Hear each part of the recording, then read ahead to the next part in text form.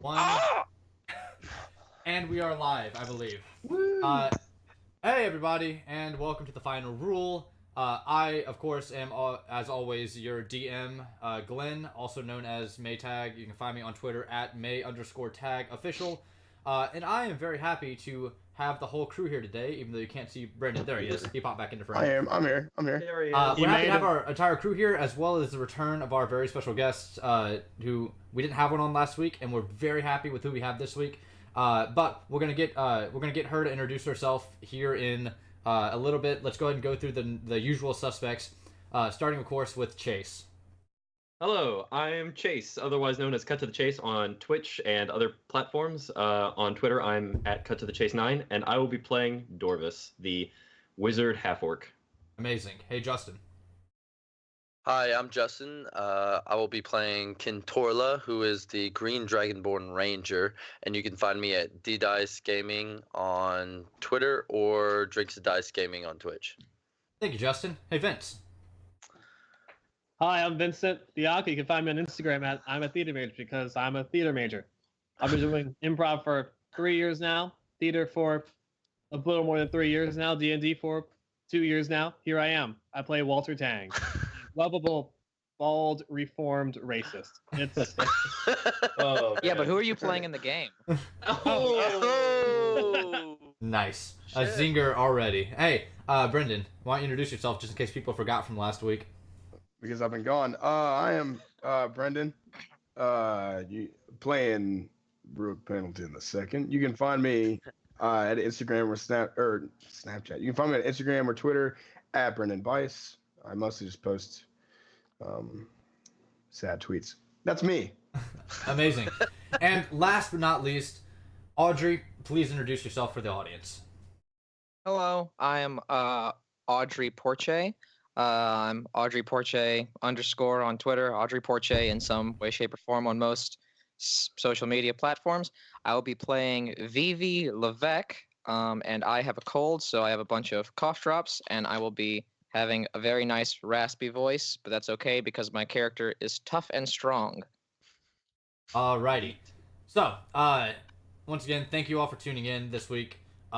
We appreciate it, and for anybody listening in on the VODs, make sure you are the podcast as well. Make sure you stick around to the end because we have some very exciting things to announce at the end of the session.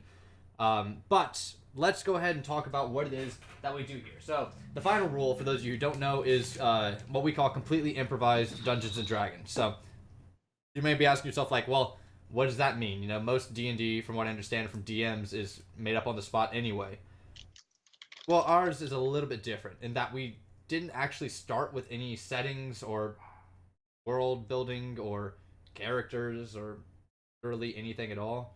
We all just sort of got together, and through playing, we've made discoveries and started to build the world of Grendel that we're currently playing in. So everything that you see here, I've done no prep. None of my players have done pretty much any outside like work on this campaign. It's just all what you see is pretty much what you get. So we're very happy to come in with the 7th week that we've been doing this, the 6th episode of the final rule.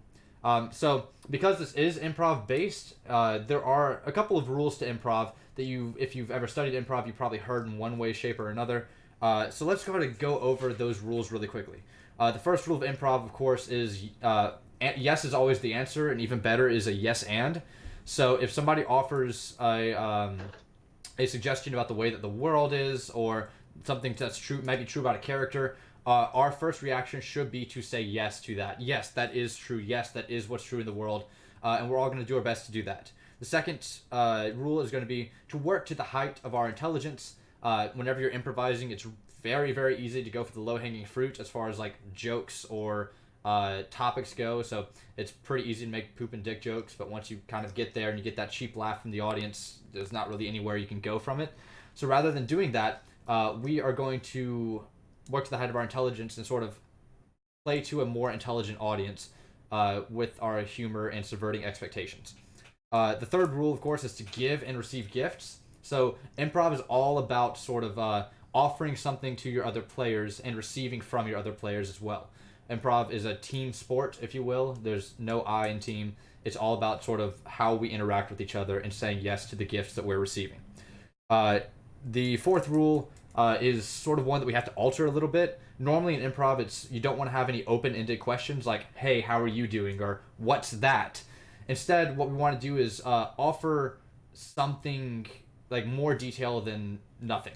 You know, there will be times when we have to ask open-ended questions, especially to me as I'm setting up the world, and that's perfectly fine. But when you're able to, we want to give detail, right? So rather than saying like, hey, what's that? You can point at something and go, is that a dimensional rift I see under that barrel?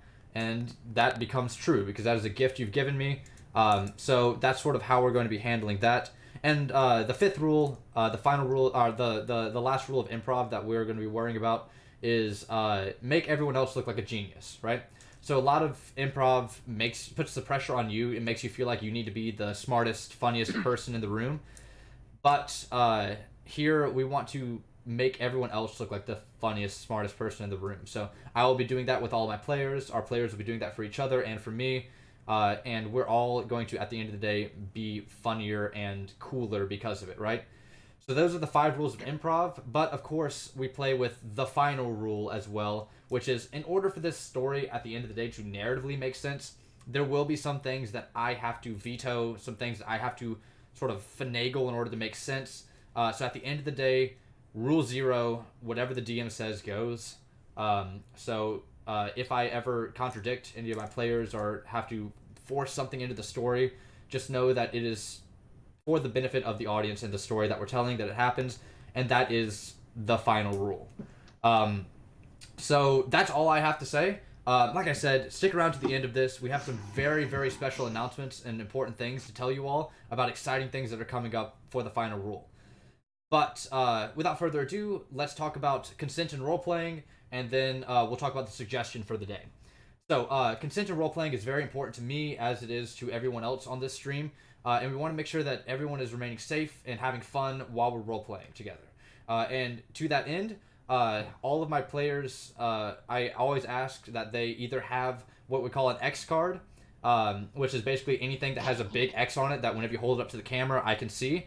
Or alternatively, they can put an X over their body with their hands. And what that tells me is that, hey, whatever it is that we're talking about, whatever the topic is of conversation, whatever role-playing is happening, needs to fade to black and move on. Because it might be potentially triggering, or in general, it's just not something that we need to worry about in detail. So anytime I see an X in chat or any of my players throw up an X, I know to move on. So I ask that everybody use this privilege or this sort of system to the best of their ability, not to abuse it. Anybody in chat, just know that it is here to protect us and to protect you as well. So we also, because this is improv, we ask for a suggestion at the top of every single one of our sessions. Sometimes it takes a little bit for the story to get rolling before we ask, but I figure we might as well just start asking at the top of things and figure out narratively where it makes sense. So, starting, well, now, let's say, the first word that I see put into my chat is going to be our suggestion for the day. It's going to be what we roleplay around. It will show up somehow in some way, shape, or form that you might not even be expecting. So, the moment I see that in the chat, I will announce it to the group. But otherwise, why don't we get started? Dota. Dota is our suggestion. Thank you, 504 Johnny. I really appreciate that suggestion. Dota is our suggestion for today's role-playing session. There we go. So we left off with being brought to this mysterious sort of chamber in the Underdank, where it appears as though all of the drow are drawing their power from, in some way, shape, or form that we're not entirely sure of yet. In particular, Stella, who is the daughter of Johann Vanderschmidt, brought you all here, and is sort of talking as though she has a plan for how to get out of the Underdank, and get back at Swift Johansson, famously the Lich who not only kidnapped many members of our party, but also did kill many, many people at the Beehive. Excuse me, I think the correct term is super producer. Super Yeah, duper. sorry. Yeah, The super producer. Watch yourself. Hey, Yeah. 2019. Come on. come on. Come on. All right. Come on. Which is derogatory. Yeah. So, we are, we're gonna pick up at the day after you're sort of shown this chamber. Remember, this is now the top of the third day, I believe, correct? The last day that you guys were allowed into the Underdank peacefully. We're on a time crunch. Yeah, so you guys have today to finish up your business in the Underdank, and then you have to get the hell out. Ken is still holding on to the beetle that he believes is Brooke. And It's okay, I believe in you. Oh. and we sort of. So, Brooke, you can at this point you can choose whether or not you are the beetle. You can just pop in whenever you would like to. Okay. But you all wake up in the house of Johann, who is sort of being very distant. You notice to you all, your food's laid out for you for your breakfast, but it doesn't seem like he's sort of in the mood to keep friends that he might have to start hunting down at the end of the day. Well, I mean, it tastes good. I eat the food. It's pretty tasty, I guess. Like, it's not. Could be warmer. Dorvis. It's not cold. It sure tasted good. Ken is already done with his food. Dorvis is just kind of anxious and ready to leave. So, you notice that Stella sort of comes down from her room as well at the sort of second floor of Johann's of abode, and she sort of like shoots a meaningful glance at the party and then walks out the front door without acknowledging her father at all. Was that for us? a code? Was that a signal, guys? Did we? Dorvis gets up. I guess it was. Yes, I would. Is that a signal to follow, or a signal isn't like you trust me? I think Actually, that's a good question. Dorvis sits back down. yeah. I mean, Dorvis, maybe try to follow her and see what happens. Like, you responded pretty quickly to her calling, Dorvis. Have you met her before? Well, yeah. I mean, I met her the first day whenever we were all kind of separate doing our own things. Yeah, I ran into her and we talked. It wasn't anything crazy, but yeah. I mean, yeah. Ken, Okay. don't look at me like that. Yeah, Dorvis. hey, hold on. You can't. We don't know what the like. It's wait, Doris, for real though. You gotta. What? Do you have the hots for the leader's daughter, Dorvis? No. Guys, come on. This is our mission. We're being serious about this. I'm ready to go. Right, it's not a joke. I'm being completely serious as well. Yeah. I mean, but like, we're not. just wondering. This isn't like guys being humor or a dude locker room hat. No, we're like asking you a question. Like, mine's halfway that, but also I'm just curious because it kind of looks like it. Okay, maybe a little bit. I mean, okay. Bit, yeah. All right, I take that. Good for you, man. Good for you. Yeah, no, all it takes is a little honesty, and there we go. Yeah. I appreciate it. You know, it's We just want a little bit of truth, man. That's all we wanted. I mean, I've kind of spilled my guts the past 2 days, so I mean, yeah, there you go. No, wait, yeah, there was that thing that did happen. Oh, So I kind of can't be more truthful in this situation. There has been a lot of truth the past few days. Maybe a few lies. We should probably start lying to each other a little bit just to kind of balance it out. Make up for it, yeah. At that point, on an unrelated note, I love all you guys so much. Like it's. Oh. A spider crawls from Dorvis's back and jumps off and transforms back into Brooke and goes, "Well, I couldn't agree more with y'all. Also, Oh, yeah. I don't know, Ken, I don't know who you're holding, but a friend of mine." How long were you on me? You guys look so much alike. No, wait, you can't say that. You can't. That's nothing to do with him. Like We've been through a whole thing. No, he looks nothing. Nothing like a beetle, yes, but like after being with this beetle for 4 days, I can see we have the same within energy. him. Yeah. Yes. I get it. Do we have the same energy? All right. Well, so this isn't you, Brooke, right? Could be me in a different time or place. I think everything's a little relative based on perspective, y'all. But all right, I'll just. currently, I think it's been dead for about 5 days. So oh my god. I mean, It's Okay. just well, there Bye. it goes. It was yeah. nice knowing you. Kind of glad you weren't the beetle. We were pretty sure the beetle was dead, but we were holding Yeah, hope. no, I'm like pretty the sure beetle the probably drowns like 2 or 3 beetle times. Like drowned, that, like- like Well- I tried to check on that beetle, but like all I can tell you is that it was a beetle. Like it didn't. That's all I knew. The All right. sentiment is kind enough. I appreciate it. So, Johan walks like back into like sort of the dining room at this point and sees Brooke. It's just like, hold on, no, what? Who are you?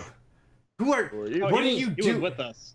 He's been with us the entire time. Yeah, I've been here, friend. Do you not remember him?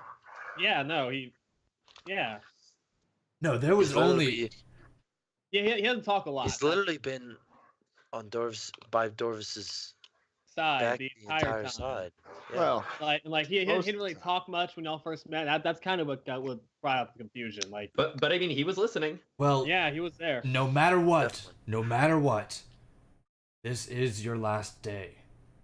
No, people- he was. Yeah, I know. he Yeah. was there for yeah. that. I don't My- know why bringing it really makes a difference. I'm well aware. I know. My people will Yeah. do what they can in order to prepare you for the journey you have ahead. But the moment that your 24 hours is up, you will be hunted down in the Underdank.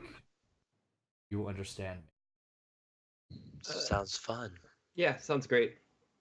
I don't like it, but if that's the way it is, Now, I have several matters to attend to support my people down here and protect them from whatever it is lying up there. So, this will be goodbye. And young Ken, can I speak to you a moment? Yes. Yes, of course, Johan. Yeah. So he pulls you to the side and he says, I hope that the actions that have drawn me here and for us to meet in such dire circumstances do not taint your memory of who I used to be. But No, of course not. understand I have a duty to protect those that I swore an oath to, just as you have a duty to protect your companions. Don't let me find you back here, whether you be alive or a corpse brought back from our hunting party. Do you understand me? Yes, of course. Make sure you are prepared, all of you. And We then will be. like turns around and strolls out the building. Well, spirits seem up. If everyone's not awake enough yet, I might do a little bit of Tai Chi before we roll out. Going down for that. I mean, I could go for some Tai Chi right now. I'm a little anxious, to be honest. You remember what I taught to Doris about the movement one? Oh, yeah. I mean, I haven't had a chance to work on it, but I mean, yeah, I do. That's all I mean, right. y'all can have fun. I'm gonna go see other stuff here. Other Adventurous. stuff. Yeah, I really don't know what I want to do. I don't know. I don't want to die, but like, Me neither. I mean, what can we really do right now? Like we saw they have a plan to do some really badass stuff, and what are we gonna do to like? How can we prepare for it? That- Is what I mean- want to know. I mean, I think we can do some pretty badass stuff as well. I mean, Brooks here, he turned into a giant fucking hyena. Oh, come on now. That was pretty Wait, when did he do Oh, that? badass. What? Oh, you weren't. oh, you weren't that there. was Yeah, you weren't no. there for that. He You turned wouldn't. into You a wouldn't giant get it. hyena and Oh, come on ripped a now, man's y'all. Brooke throat can do out. that? It was very cool. Yeah. Yeah, no. I mean, you were there when I turned into a dog. I mean, not as impressive, but like Yeah, I I mean, mean, yeah. that's I was close. like I the black. I mean, was a black Equally lab. impressive. Yeah. I would say it's just about as impressive. Yeah. I Yeah, mean, that's the same thing. it's It's you the not exact being same thing. it's I- you that- not being a humanoid anymore. That's They're crazy. very different, guys. It's, okay, yeah. They're different. Hey, Vivi, give me a stealth roll real quick. Mhm. Oh no. I'm mostly just observing, but Yeah. 17. Okay, yeah. So, yeah, you guys are just having this conversation about Tai Chi and preparing. Oh wait Nothing a minute, I have seems to be- disadvantage on those. Never mind. Oh, okay. Brooke is vigorously doing Tai Chi right now. 4. So I'm going to say, Ken, I believe. Yeah, Ken, you're the first person to. No, Brooke. Brooke is the first person to notice that someone appears to be, like, the door is slightly cracked open from where Johan left. And Brooke, you notice that like there appears to be a set of eyes on the end of the door that's sort of like looking in on everybody. And you notice it like sort of as you motion through your Tai Chi, like, you know, moving from the third to the fourth motion, you like look over and you realize that somebody's watching you. Brooke, why'd you stop? I'm not gonna stop doing Tai Chi. Okay. And I will look over at the door. Are you friend or foe? Who are you talking to, Brooks? Brooke, Are you in your Tai Chi? Or do you go into like another? Like, I cut him Am I off supposed by to go into another slamming the realm door where I open. see- All right, so Vivi Oh. slams the door open, and why don't you wow. go ahead and describe physically what Vivi looks like? So standing up, taking up probably the majority of the door frame, close to 6.5 feet tall, is a large, burly humanoid woman. She is wearing golden scale mail armor. So just like large patches of chain link as well as like overlapping bits of metal. And you see in X's across her back is a long musket and a giant two-handed maul. Holy shit. No helmet on the top because her hair is long, like down to the shoulders, but poofy, kind of afro-styled, crazy curls. That's like a bright blonde. And her skin is like a dark amber colored, covered in freckles. And you can see just a red scarf right at the top of where her neckline is. And I immediately stopped by doing my Tai Chi. I'm Brooke is still going. I'm like, oh god, no, not another problem.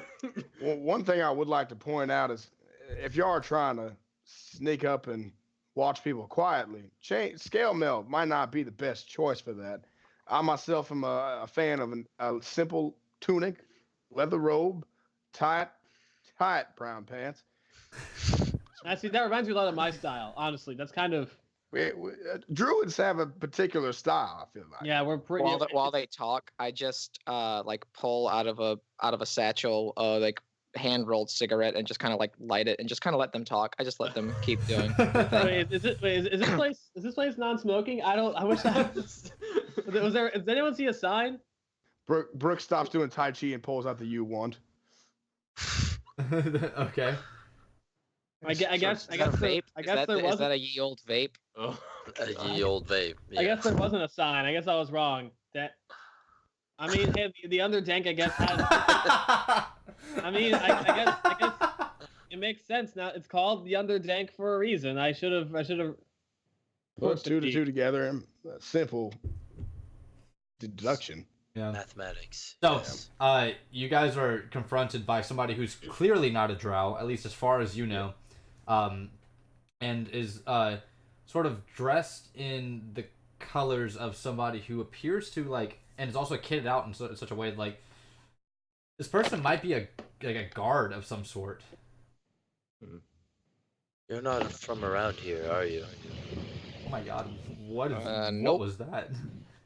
Oh, astute observation, I must say. Wow. It takes a high wisdom No roll wonder for that you- kind of observation, Ken. Wow. No. More like a high intelligence, but that's just Same me. thing. honestly, the armor really would have tricked me if it wasn't for the I fact, could, you I know. could really tell you're from here by the way how you could tell that she wasn't from here, Ken. Gosh, why aren't you here still? I guess it's more personal. My bad, but yeah, you're not. I've never seen that kind of armor in this country either. This is a very. Glenn, It's- have we seen It's somewhat muskets before? similar to mine, Has just Brooke different material. seen like but a gun before? mine's a bit more tattered, but I mean. I was about to say, yeah. Would any of these people recognize what a gun is? That's on my back. Yeah, so if anybody would recognize it, it would be Ken, because you've dealt with, like, guns aren't outlawed per se, but they're like very frowned upon in Grendel. To just Yeah. sort of like have one out and brandished is like Yeah. very rarely seen. Only people Yeah. who like are trying to settle a score or like really have like the need to protect themselves Yeah. openly brandish a firearm. Yeah. So Walter's seen a gun before, also I've- from the hick town he's from. He's Yeah. definitely. I've definitely seen one of those, and I just kind of like nod and point towards what's on your back. But usually, Oh. people with one of those are in a bit of trouble or bring trouble with them. Second one. Oh. Okay. Oh, all right, I great. don't like that because everyone I've met who's had one of those firearms has been a terrible person. Nah, I mean, granted, I'm an all right lass. Okay, good. Because I come from a line of terrible people, and they've all had firearms. I haven't though, but Just to say this, Dorvis is like trying to chart out any exit that he can find at the moment. Just to keep a mental note. What kind of trouble? You being hunted or just trying Well- to get away from someone? Around these parts, a lot of folks consider law to be trouble, so that's what I'm bringing. That's Wait. understandable then. whose Wait, law? authority are you carrying? Wait, what? And it's- Divine law? Like, No. She's well, do trying you to want get the away gun from or law. the hammer? What? Either one of those could be law. can we get like Neither. the Trying to get metaphorical hammer? Like, what? I don't know who you are. Where you're she coming she from. I'm kind of more of a rolls her. talking person myself. I don't want to get involved in any squabbles. I've gotten a bit better at talking recently now that I've become a more understanding, urchinasi. So, She rolls her eyes, and as she walks into the building for the first time, no longer in the doorway, she kind of reaches into her pouch and pulls out a kind of like leather wallet and flips open to show a badge on it. Yeah, and pretty much. But Pretty much everyone here who's ever traveled along one of the major like highways and roads that lead between major cities would recognize the badge. Like they're carried by people who enforce like basically like highway laws, like protect and sort of travel from place to place. Want like almost like Canadian like a mounted police, pretty much. I'm a state trooper. Yeah, like a state trooper. That's a great. Yeah. Oh. that's exactly what I was thinking. State trooper of Of Grendel. Yeah. Grendel. Yep. Grendel What? State Trooper. Okay, so we're just literally calling them Grendel State Troopers. So that's what we're going with. What GSTs. team? Troopers. Yeah, the GST. Good old The GSTs. Tate's troopers. Oh, you're one of the Grendel State Troopers. What Yep. brings you? Well, maybe it's not my business to ask why you're in the Underdank. Because I don't know the Underdank doesn't seem to be a place that. I mean, I guess it's a place that does need people like you, but it doesn't seem like a place that you just be casually hanging out in and no one cares. Like seems like Right you out have- of my jurisdiction. Here on business though. Oh. Which one of you is I was listening in for a bit, but I couldn't quite put voices to faces. Which one of you is Dorvis? Dorvis immediately is like, "Where's the window? I'm gonna jump out the window." Oh, you act like there Hold are on. windows in the I'm just Underdank. kind of. Wait, there Depends are on- windows or there are no windows? I mean, No, guys, don't point. Wait, I shouldn't have said anything. Ah! That was a well. He's a okay, real, It's okay. I turned to Dorvis and I say, "It's okay. We'll take care of Dorvis. We'll take care of him." What do you? Please. What do you need of him? And I turn back. I mean, we need to know if this is like a friendly visit or like a I'm going to bring down the wrath of Grendel on you visit. You're all real smooth operators, aren't you? I'm about as smooth You as my could- mama's marmalade, but I don't know the rest of these folks. We're a smooth bunch. If you took us together and got an average, we got some real high ones and some low ones. So we're about. I'd say we're medium. about above average. Yeah, I mean, to be honest, yeah, on a scale of like 1 to 20, I'm like a 4, and probably my other guys, are about I'm the more same. of a 12. What? I A just roll with 4? the punches. Out of 20, come on. Out of 4 So, out of wait, 20. Wait, That's hold on. That really super low, juice man. bitch is like a 20, okay? We're like a 4. All right? Like I would at least put myself above medium, like 11 or 12. Yeah, But feel free to you know, interrupt at it's any point in time here, just BB. me. What I'll say is, you three were not suspicious and I was just here for that one. I feel like I might have to investigate a little something more.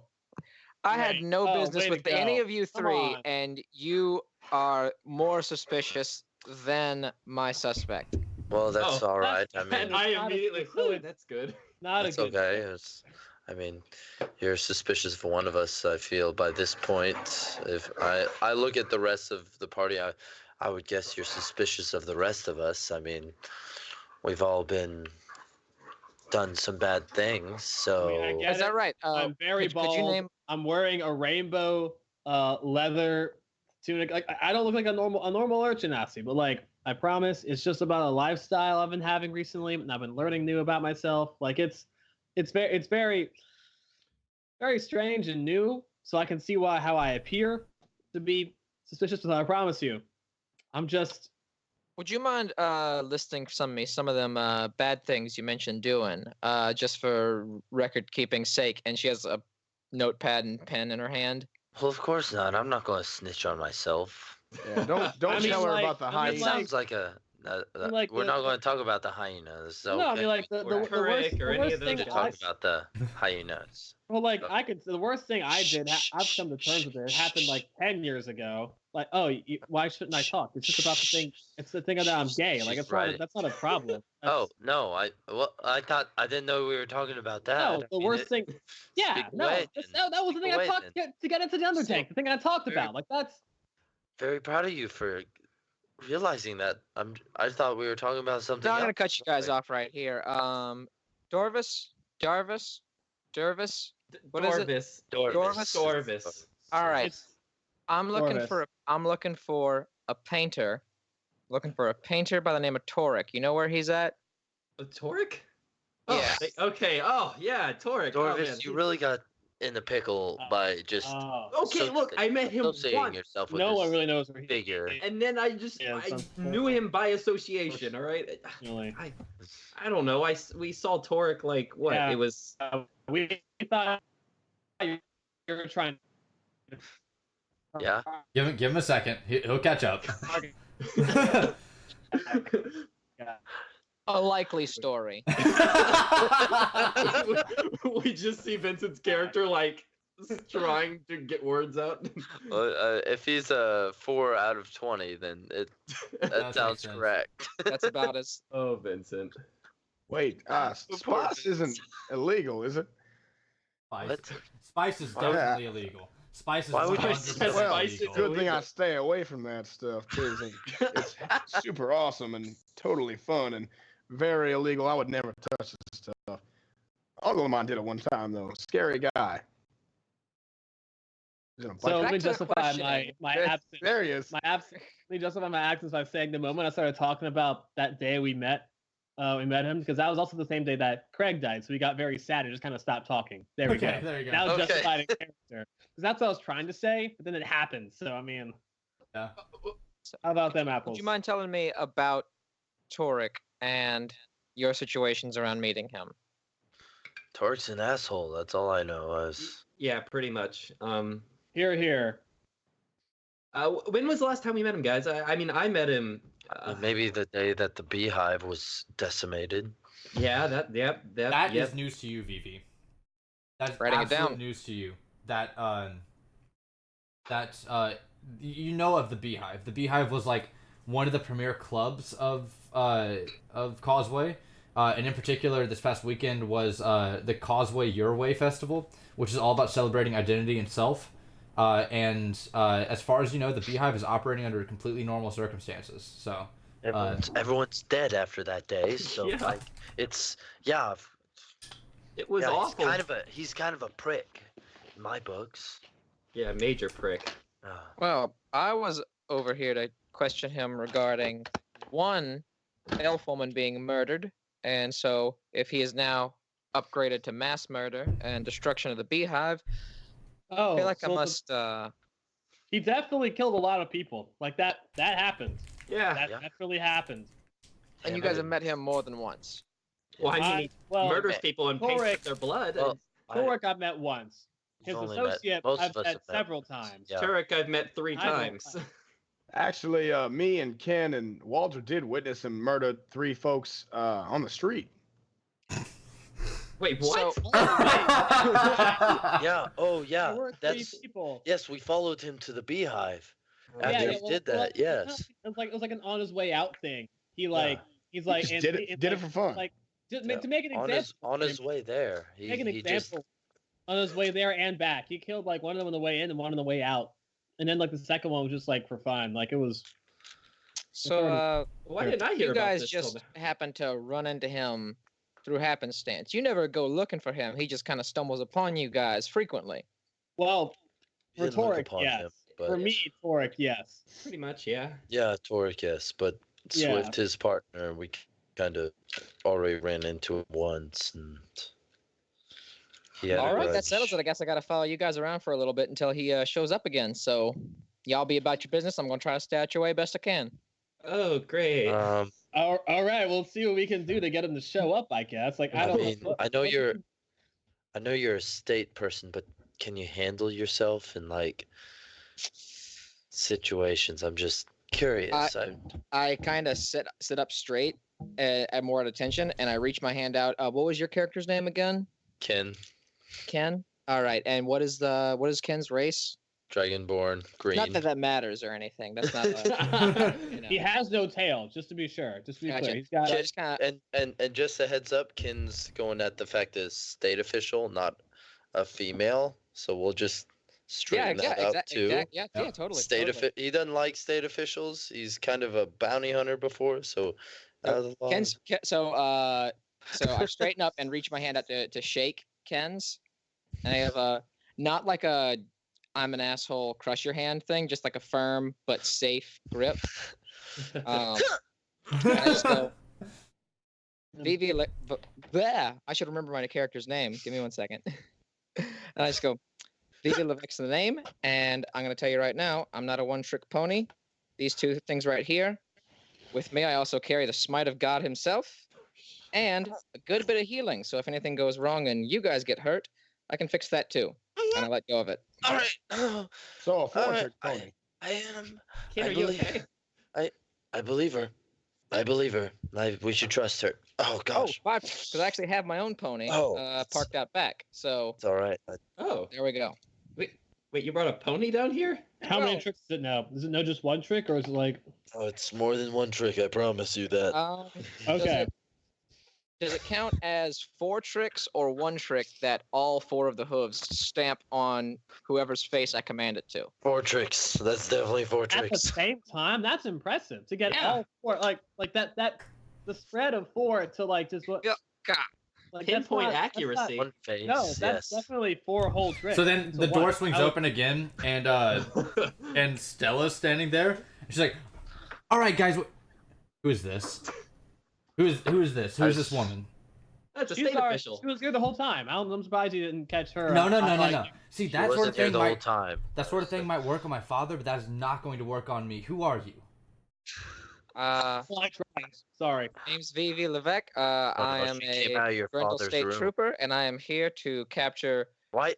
Forgot the name Okay. of my quarry. Oh. Torek, under 1, the suspected murder of an elven noble and a suspected mass murder, or well now confirmed mass murder of several people in I the beehive. I do have a question. Why Several was is an a, understatement. Let me just say. why was a state trooper in wherever the hell Johan just went? Since is where you kind of jumped out of towards us. Johan went out That's the front outside. door. Yeah. Oh, That's the entrance Oh. to this place. So, Ken, I mean, we've only been came in here through for the like entrance. 3 days, and I've already had a couple ales. So There's Yeah, light outside of that right. door. You can see. Well, I guess light. Well, I mean, light. It's light. I So, mean, they're torches. One, Stella says. and- One, you don't have any authority here, and I just want you to know that for your own safety. Here in the Underdank, we sort of operate by our own rules, and I'm not going to be unfriendly towards you. I am operating under my own rules, as is my father, but make sure that you aren't seen by anybody who has prying eyes. We don't take kindly to strangers here. Was that your horse out back? Yeah, it's Illinois. Yeah, it's trampled someone and it's gone now. That horse is no longer around. Oh God. However, Wasn't that the? Was that Did the it use horse? all 4 hooves? Like, did it... yeah, Trampled no, all it was 4 really horses? actually quite amazing what it was able to do to that poor soul that is now extremely That's it. deceased. However, God. That's an however, impressive horse. don't worry. I've arranged for us all to have mounts out of here. Okay? Are you familiar with Paxilisks? Are they Yeah, faster bastards than left my us horse? in the desert. Around these parts and anywhere that you need to cling to a surface that's a bit slippery, you're not going to get any better than Paxilisks. Well, All right, I'll take it. I'm Let- going to name mine Illinois 2 in honor of my horse that is now dead. wait, Anyway, I look, thought the other horse thing- was dead. The horse is dead too. It's not going to survive long without me. Oh, The Oh, other damn. thing that I wanted to let you know What? is, as long as you're a capable fighter, you're more than welcome to help us out here. We are going to hunt down Swift Johansson, Toric. As I look at the name of, was it Joseph? What was it? Ah, no, I've messed it up. I messed up my notes. Sistora, that was it. story. Yeah. Yeah, Sistora, and of course the one who put us here. Oh man, now I'm struggling to come up with the name. Come on, Glenn, work. John Smith. Believe you. Well, we'll Well, say what you Gareth John Smith. Gareth. Well, I don't know who any of those other 3 people are, but as long as I'm following you folk around, you point me at a bad guy and I will make sure they see justice. Through the legal departments, or if they're unwilling to go They through can be a illegal proper either arrest, way. we'll It doesn't have to matter. No, do no street proper justice. arrests. We're in the Underdank. That's not how it works. I mean, we can just. I know you're all about you the tried the capture thing, but like, I don't know highway, how but how I, willing. well, I also, and I reach into my pouch and I pull out like a little scroll and I go, I also have a license to kill, and so if they're not willing to go Oh, for well, practice, that's- I mean, rob yeah. them, How do you get one of those? Because like, I don't have a license. we but don't I've wanna- killed, so I mean, whatever. you It's can't make that shit like that. That's an officer of the law right there. you know what? And Highway I law. I pull out my maul and I just use the handle parts and I just tap each of your shoulders and I just go, consider yourselves deputized. We're all gonna.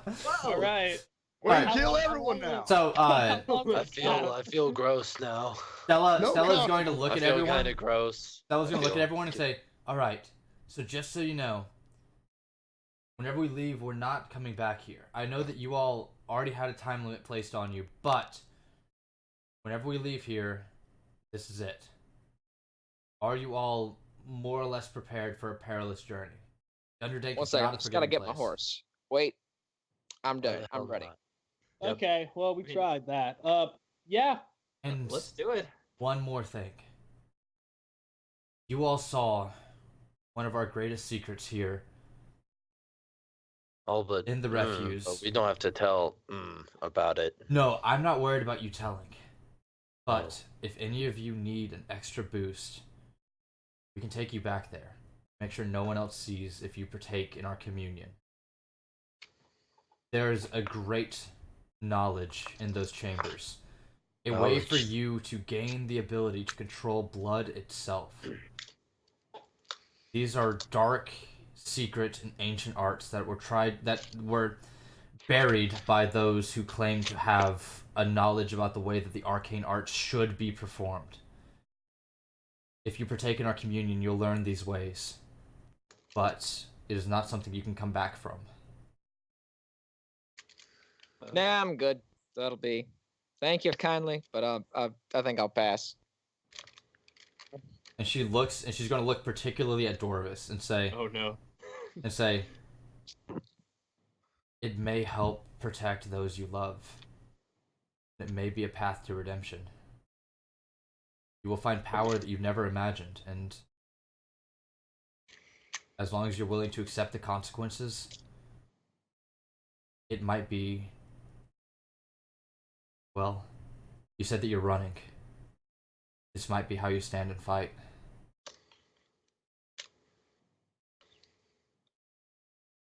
Yeah, Dorvis is really torn right now because He's just anxious, but he also like really likes Stella, so it's like he's just telling him to do something. It's like, and then it's also like redemption, which he needs right now. I need an answer right now, because either we go there or we leave right now. Pitter patter, let's get at her, Is fella. this Let's do it. I'll do it. you? I'll do it. Come with us. All right. Oh, okay. And she's gonna say, "Wait, one more thing," and she's going to hand you all like a little It's like really roughly engraved on a coin. Like imagine like a brass. Oh, what do they call it? Blank. Like a blank copper coin, and it's been branched on it, and it's gonna say DOTA, and she's gonna say, Are we this- all doing? yeah, This? everyone has one of Okay. these. And she says, Okay. this is how we recognize who is on our side. You see, we are the defenders of. Oh no. Oh no! I just started thinking of the ancients. It's not. We can't use that. Defenders of the. No. We're gonna do All of it. Defenders All of of all it. of it. Defenders of all all of of it. it. Of all of it. Defenders of tight ass. Defenders of tight ass. So we're gonna say defenders stands of. for. We're gonna say defenders of. Total assimilation. No. Defenders of. Defenders of the Defenders aim. of. We're gonna say defenders of the truth. And then dash. A. Association. LUVIT. All of it. There we go. She's gonna say that is the name of the one who gives us our power. All of it. This is how you know Yep, who's all on of our it. side. Yeah, all of it. Okay. So wait, is this a deity? Dude, It's something is this more what you powerful call than your deity. deity? Stronger than a deity? All of it? Is this what That you sounds call like- the thing that gave you your power? That's All that's of it. definitely either devil or demon talk. That Yo, definitely yeah. sounds like hubris. I'm gonna say right now, and if it's not, that's okay. I'm just saying what it sounds like to an outsider. Like that's, and maybe I don't understand, but like, Yeah. Dorvis. Dorvis. Yeah, Stella's gonna say, Dorvis, come with us. The rest of you, find your Paxilisks and meet the rest of the crew. And so she's gonna lead you outside, and you're gonna see like several drow who are like they're like dressed in the sort of shadowy, like smoke-like cloaks. One of them's going to look at Ken, Brooke, and Walter, and then like skeptically at Vivi because they didn't see you last night, but then it's like they talk to each other and they like show their coin, and they like look at you. All right, and they see the coin back, and they say a couple words, and all of you receive the same, like smoky black cloak, that sort of obscures your features from afar. And Dorvis, you're gonna go with Stella. Now, the exact practices that the ritual entails for you to become a hemomancer, was something we'll discuss privately later. But suffice to say, you go in the Dorvis that we've known so far, and you leave changed in some way. In addition to Your hair has having, dyed black. yeah, and it swoops to And one it's side, grown longer, and you like and My the Chemical side- Romance now. It's like my fin, except your hair, just like. no one Okay, wait. understands. You have those snake bite piercings on your lower lip. Oh my. Definitely. It's not a phase, Mom. Ugh. Exactly. But you also carry with you a forbidden tome, which is the forbidden tome of hemomancy that grants you. You only have up to second level spell slots right now, correct? So you know the hemomancy spells up to the second level. If you need to use them, we'll talk about the way they work in practice. But refer back to the group me that I sent that in if you need to. I don't have them uploaded all the way to Beyond yet. Got it. So after the ritual's done, Dorvis, your eyes are glowing red, which is a trademark of people who know hemomancy. And you all mount your Paxilisks. And for anybody who's listening who didn't listen to our session 1, where Session the one. where the Paxilisks came up, Paxilisks are basically basilisks that have been bred, like their petrifying gaze has been bred out of their like Domesticated. yeah, they're basically domesticated basilisks who can definitely hurt things. Like they're very strong, but they've been sort of domesticated into like pack and caravan animals. So you're all like they all have saddles on them. You've all mounted up on your Paxilisks. They still have the 6 legs. They can cling to surfaces. They're pretty cool. Um, and Ooh. you guys sort of set off with the rest of Dota. Um, and you Dota. Thank you, Dota. yeah, and you've Thank you, been Dota. they've given you basically about a half a day's lead, I would say, from the time that you had to leave the refuse. Uh, so you guys have a bit of a lead on it. And Stella is sort of at the front of the group. Her 2 lieutenants, we'll call one Jairus, who's a formerly an elf. Now it like so Audrey, just so you know, and people who are listening who didn't hear the last episode, Drow doesn't refer to a race per se. It refers to a people, and it's the people who are forced into the Underdark by various entities, Underdank. in power. The Underdank, sorry, by various entities in power, and sort of adopt certain characteristics of people who live underground. So Drow can be of any race, but they're all one people. So we'll say that Jairus is an elf. There's we'll say Lawrence. Lawrence was a dwarf before he was a drow. And the rest of them you sort of are going to meet as we go on. But there are 8 total members of Dota, not including you. And this is the party you'll be traveling with, at least for a little while. Alright. So yeah. We're in another group again. All right. Okay. I like a new group of people. So what were the names again? There was Jairus, Jairus, Stella, and Lawrence. and Lawrence. Jairus, Stella, Jarence and Lawrence. and Lawrence. Jarence and Lawrence. All And right. there's a really short guy, Paul. He just kind of like hangs out on Lawrence's back, like it's kind of. Little Paul. Yeah. Oh, Paul. He has a lot of like a quippy one-liners It's too. all right, little. It's But they don't always land. So I mean, it's kind of. It's a shame we couldn't get Paul on the podcast because Yeah. his lines would be really funny. Oh man, Yeah, yeah. I'd like that on the definitely. podcast. We'll we really see what could happens. use So Surprise. we'll say that like as you travel through the Underdank, we'll have 3 major events happen on your way out, and we'll play through those events as they transpire. You guys still don't have a great idea of what time is like down here because you don't have a sun or several suns to guide you, like you do on the overworld. However, what we will say is the events I'm going to make them up as we go, but we'll say that it'll be on a random dice. We'll have 1 combat encounter, 1 RP encounter, and then a special thing that I'll make up on the fly. So 1 to 2 is going to be combat, 3 to 4 is going to be RP, 5 to 6 is going to be me making up something for you. Improv. So as you sort of travel, come with, hey, thank you for following, Lacrimose. Thank you. Yeah. So team. as you're sort of traveling, at some point in time, Stella like holds her fist up, like signaling the halt of all of the Paxilisk following the rest of Dota, and she sort of looks around and she says, "Couldn't." As she's like looking in front of her. What is it you're I looking mean- at? Yeah. What are you talking about? Yeah, what do you mean? She points in front of her and says, "This. I swear this wasn't here a week ago. Little Paul, am I crazy?" And Little Paul's gonna look over and be like, "As crazy as a, you know, Solid Paul, classic Yeah, Paul. classic Paul, you know."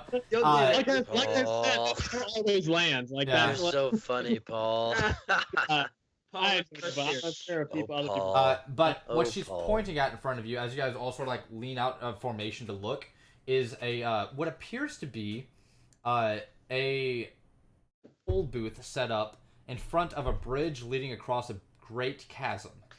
What? Like it's a little shanty with like a wooden beam, like sort of set up on on sawhorses, sort of blocking your path forward. A toll booth. What? And Stell's gonna look around and be like, "So, does anyone know what this is? Does anyone?" Ken, were these in the Underdank before? No, I mean, That's Vivi, Vivi, that's government Vivi's- overreach is what that is. Yeah, Vivi, what the hell, Vivi? You got some connections down here, so this is now a part of, the state trooper territory. You know what? What's with this, These Vivi? roads don't make themselves, and I'm sorry. 2 silver pieces goes a long way, and you'll be happy when your horses don't Well, have to it get does. shot because their feet hurt.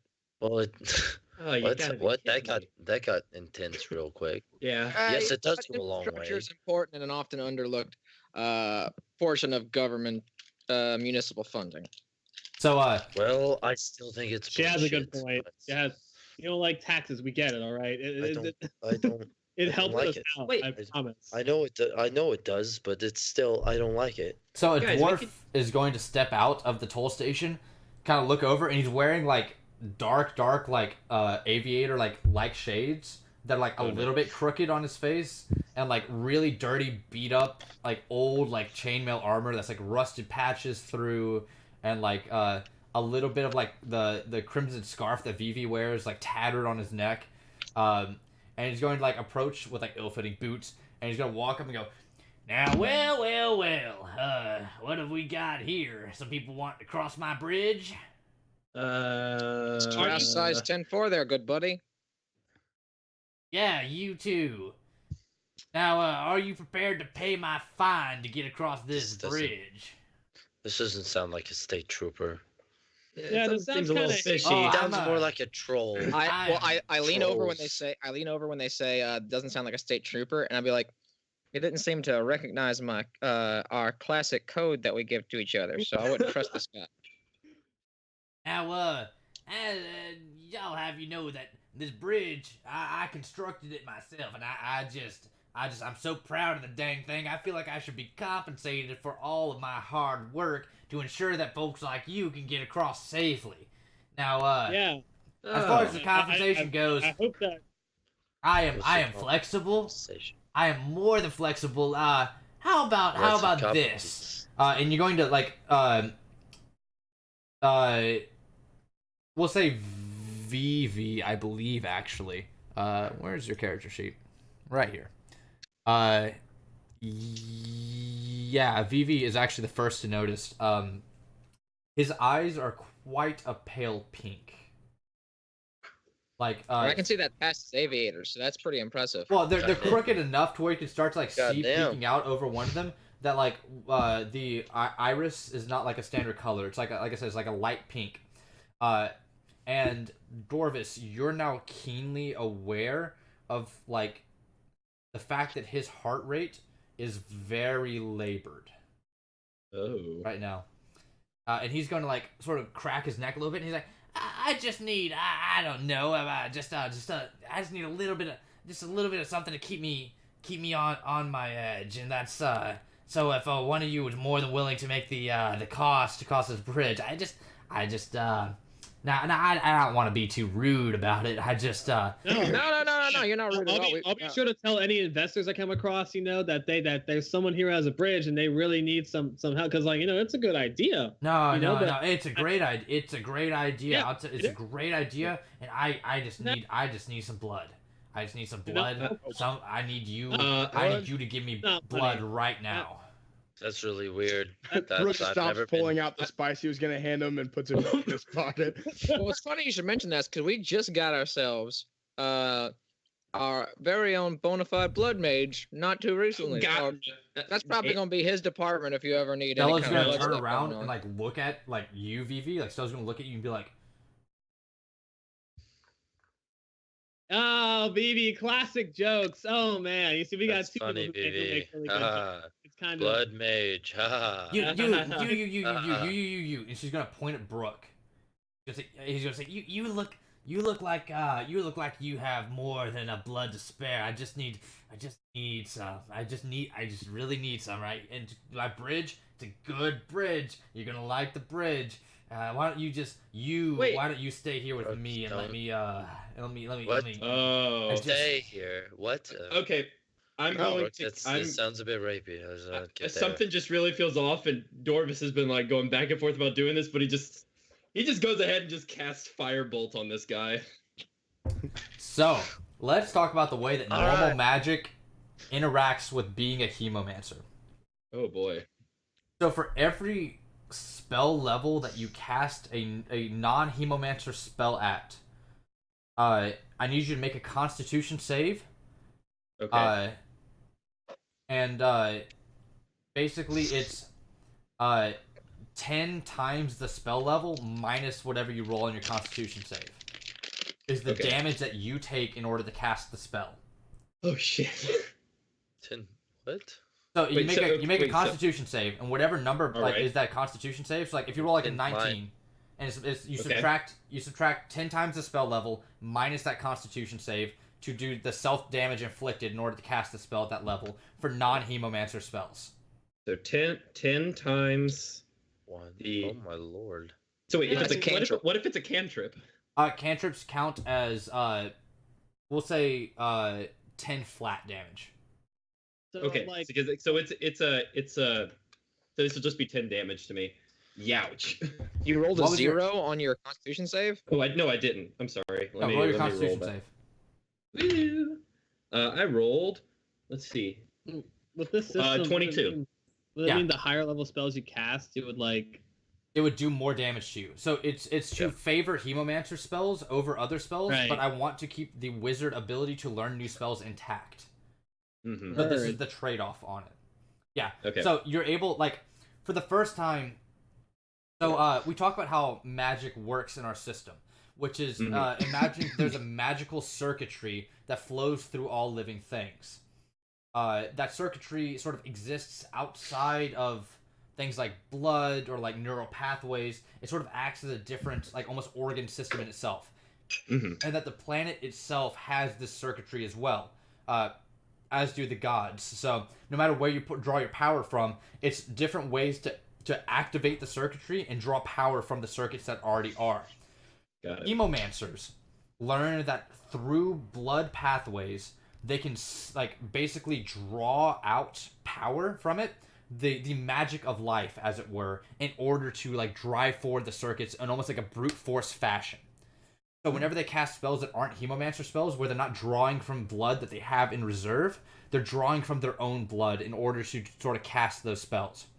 This is Okay. this is a class in workshop. So as we play through, we'll sort of make decisions as to how things work, but this is how it works right now as we're working through it. Got it. So you wait, cast- real quick, did that do any damage to me? No, Because you're- I rolled it. Okay. Yeah, you're good. Okay. Um, I still have to figure that out. Okay. So you cast Firebolt, and you feel like it's almost like your heart skips a beat, and your eyes sort of flash red for a second as the circuitry sort of ignites in your hand, and you hurl the Firebolt towards the dwarf. So go ahead and roll the attack roll for it. Cool. So we've got. Okay. So that is. This spell damage when you reach. Okay. No, so it's just 1d10 fire damage. So we're gonna go. 1, 2, 2, 2. That is a 9 plus my proficiency bonus, right? And that proficiency bonus is where is it on this character sheet? Should be 2. Yeah, I think it's 2. So yeah, so that would be 11. At 5, it'll be 3. Yeah. Okay. So, the fire like rages from your hand as you sort of like cast it towards the dwarf, and he hits him, and like he sort of like looks down for a second, and like the chainmail is like red hot with a bolt hit, and he looks back at you and he says, "Now, I've seen that before. Just that whenever I do something like that, it looks a little different."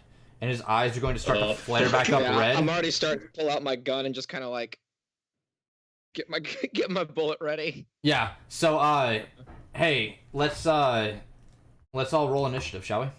Oh boy, here we go. I That's have my not initiative cards here. Hold on, let me Fuck. get All my right, player dice out real quick. let me know when you want mine. Dorvis, go ahead and tell me what yours is. 11. 11. Thank you. Ooh. That's a Vivi, do you have one? unnat- Do you have Me? one, Vivi? Yeah. 18. 18. Thank you. Oh, 14. 14 for Walter. Kin has an unnatural 20. All right. And how about it's you, called Brooke? dirty 20. Dirty 20s, yeah, sorry. Well, you know, Dirty 20. Brooks got the dad bod, not that dexterous, so it's a natural 9 minus 2, fucking 7. Catch me at the end of the fight, you guys. Hell Nice. yeah. All right. Can you wild shape into something fast? I can do that. On his turn. Like a bee. Yeah. Catch me. No, cockroach. all That's right. a very fast. Ken, you're going to be up size. first. And all of the Dota are going to act as one unit for the most part in combat, like a sort of a group effort, right? So is this guy transmogrified into something different, or is he just the dwarf with red eyes now? He's just a dwarf with red eyes now. All right. Let's see. So first off, Kin is going to cast Hunter's Mark as his bonus action Okay. on the dwarf. All right. And yeah, that doesn't count as any save. It's just Yeah, it just happens. on him. It just happens, and then gonna make an attack with my just my action with my short sword. I finally get a +1 Nice. to my dex modifier. So yay to level 4. All right. That's dirty. Oh, it's a 23 Okay. to hit. You hit. Roll your damage. All right. So then Hunter's Mark adds a d6, so that's 2d6. Remind me of the damage you did with that firebolt, Dorvis. With the firebolt, it was 11. 11. I did Thank 11 you. damage. Wow. Good job, Kin. Wow. That's a total of 4 damage. Wow. You said that was with your short swords? With my short sword for my action. Yep. Yeah. Was that with Hunter's Mark damage as well? That was included. Yep. I rolled a 1 and a 2. So Ken, Oh, you solid like stuff. So sad. you like leap from the back of your Paxilisk, like the moment that his eyes flare red, you're like, okay, it's go time, and like you're the first person to like even like twitch reflex happen, and you jump from the back and you come down with your short sword, to sort of like slash across his body, and like you hit like across like the sort of like neckline of the chainmail, yet strangely it appears as though like you're only able to get like maybe. Like, you're just able to graze skin. You don't, like, cut to sinew or anything like that. But you know you landed a solid hit. Damn it, I didn't jump far enough. It's too far away. Inches. Okay. You gotta lean in whatever. with your shoulder. Right. Lean in with your shoulder. So, Shut up, Vivi. Stella, who is, like, taken aback by a little bit of this, is going to, like, sort of, like, snap back into it. And she's going to, like, point to a couple of Paxilisk, like, drow. They're going to hop off and draw their weapons. And then 2 on the back are going to, like, crouch down their Paxilisk and draw their crossbows. And they're all readying actions on Stella's mark. So they all have readied actions. Next is Vivi. So yeah, I just kind of look at our drow party that has gotten into their like dance pose positions, but not actually fighting, and I was like, "All right," and just point down the barrel and take aim at this guy's eyeball. All right. Right between the eyes. That just might be good enough. I don't know if you guys see that no, we natural can't 20 see I it. just Is it rolled. nat 20? I believe it. All right. Oh, We'll natural believe you. 20. So the way that we're working, like the way that nat 20s work house rule wise for us is you do It's different for every game. yeah. So You do the maximum amount of damage you can do for the attack, and then you roll damage on top of it. okay. Yeah. Now, how does that work for me turning this into a divine smite? So divine smites I believe you have to announce Divine Smite before the attack happens. You No, can or do is it that any after. time? I just You can do it double checked after. because I wanted to make sure. Okay. And if you can do it like on a hit, you can make it a divine smite. Yeah, you can Okay, do it yeah. after. That's In which case, you roll the extra. You add up all the damage maximum, including the Divine Smite damage. That's unholy. Yeah.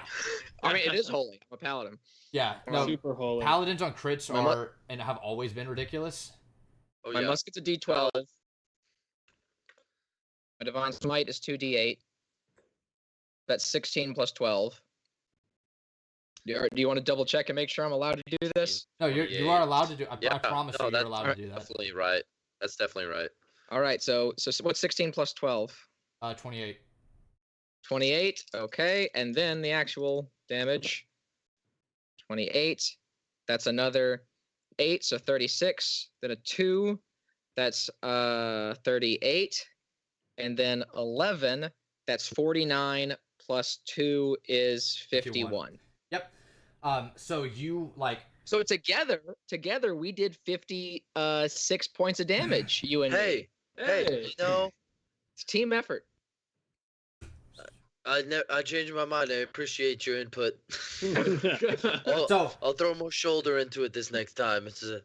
That was wow. It's a warm-up. It's a Holy warm-up. cow. So Holy yeah, you like level it, and like you say your one-liner, and then you just like pop like the shot, and like the roar is like the shot is like dangerously like loud in this cave, like the sort of cave system that you're in, and like you see his head snap back, like took it right between the eyes, and like you're sure that like even if the bullet didn't kill him, like that had to have broken his neck, and then like as his head is back. You see, like, crunch to the side and, like, come back forward and, like, lodge deep in his skull with, like the full, like, hollow point outline that you see on, like, John Wick, for instance, whenever, like, somebody gets shot, with blood just seeping down his face, and his eyes are glowing like a bright, bright red.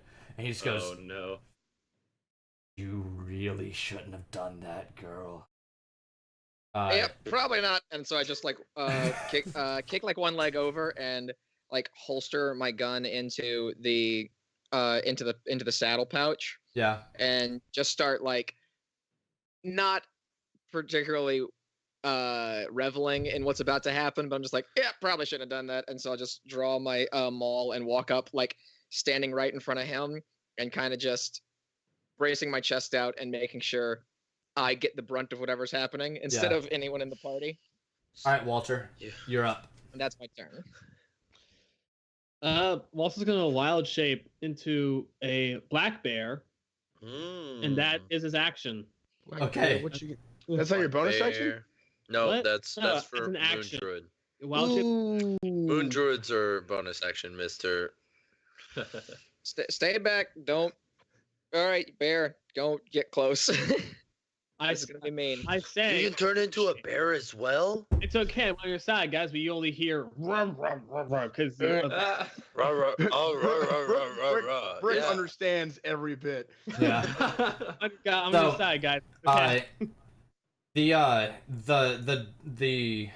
dwarf is going to like just like basically from where that bullet hit and the blood that's coming out of it, the blood suddenly stops and just like seeps back into the hole, and like the bullet gets like pushed out of his skull and like lands on the ground in front of him, and he's going to like look at Vivi and be like,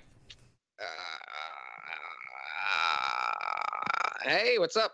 "None of you know what's about to happen to you, and that's just the way that I like it." And he's going to start That's pretty advancing on the entire party. I told you That's- we were well, encountering well, a I'm- troll. I'm- I- Trolls I are the most keep myself dangerous as close thing to on him the as internet. possible. I wanted to kind of cut off between, like, I wanted to be between the party and him Yeah. with my move. So, Yeah, So- that's fine. So I've got a question. What's up? How far is he from this, like, whatever hole or anything that this bridge is going over? Ken rushed forward to meet him, and he was about 2 squares or 10 feet from the bridge. So now that he's like advancing to the right of Ken, like not provoking an attack of opportunity, but moving between the squares. Oh, Okay. okay. I gotcha. Okay. Yeah. So he's about 15 feet away from it right now. Okay, because I was wondering if we could just push him. Speaking of Dorvis, it's your turn. So Oh, great. Yeah, Dorvis. Oh, so he didn't do anything on his turn? He just kind of. he did something. He did something. Nah, he didn't do nothing. Yeah, there you go. I don't know. So he's like, the oh, bullet kind of shit. came out and his blood went back. So it definitely Um, did something. I can't do that. I do nothing. Yeah, that so- would be so nice. So okay, could I have a question? What's up? Am I close enough to create a bonfire under him? What's the range on create bonfire? You create a bonfire on the ground that you can see within range. Yeah, then you're within range. Fantastic. I freak out and create a bonfire under him because that's like the first spell I learned how to do, and I'm just like, ah! Okay, so, I need to roll a con save, don't I? Yeah, roll a con save. Okay, yeah, real quick. I rolled a 10. Okay, so you take no damage. Oh wow. Okay. Yeah, Cool. because it's 10 flat for cantrips, and then Yeah, 10 times the spell level after that. Cool.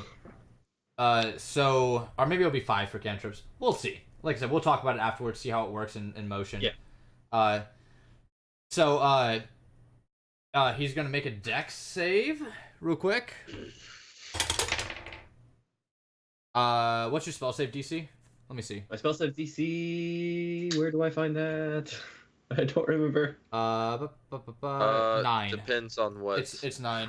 It's 9. Okay. So he's Wow. going to pass his spell save DC. Damn.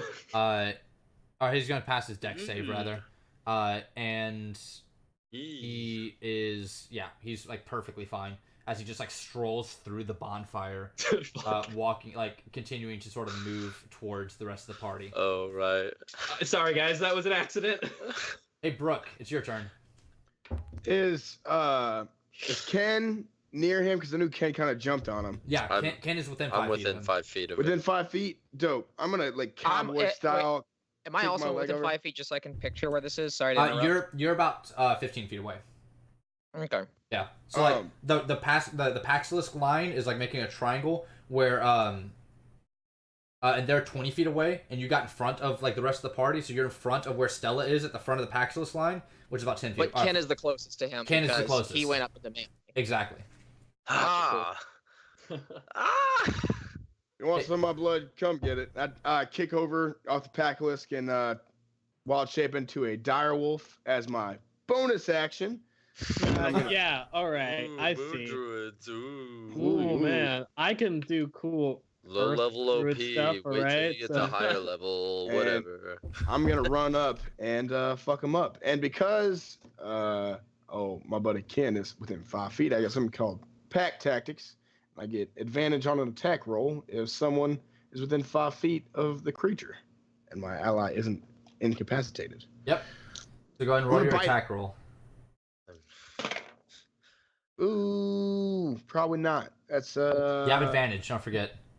I no, believe me. Yeah, you Okay. probably rolled it. Oh, Oh boy. yeah, I'll take Sounds that. like advantage, but 14. 14 to hit. That's not going to quite make it. So you like The you hell, do Brooks? your normal like tactic of like going for the throat and like going to swing around to, like tear the throat off of him, like out of him. But you find like whenever you go to pierce his skin, like you get through the skin and then like something that feels like an iron, like almost like you're biting into like a pure like solid iron pole as you sort of like scrape off of it. Like his skin is sort of like tattered around the point where you bit, but like there's no blood drawn at all.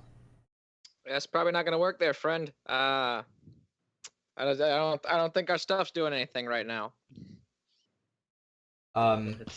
So Chit, that chit, was chit, your chit. turn, Brooke. We're back up to Ken now.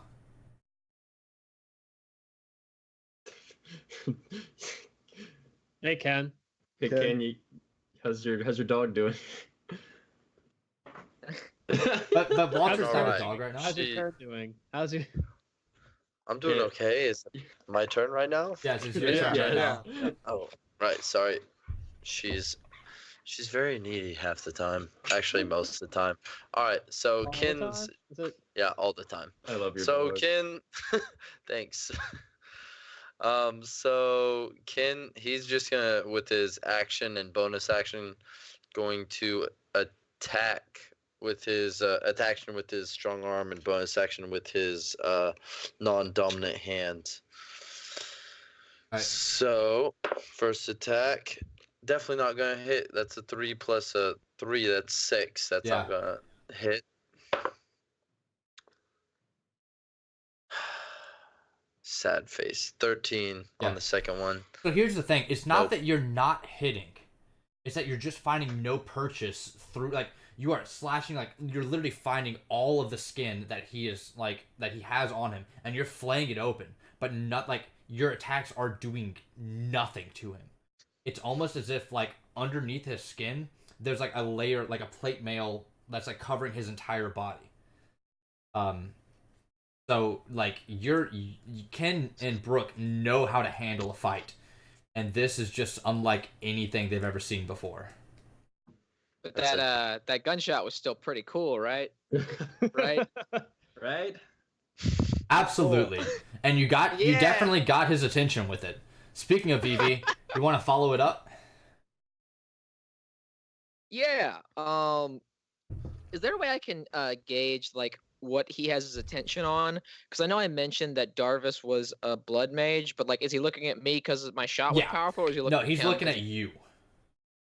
All right, cool.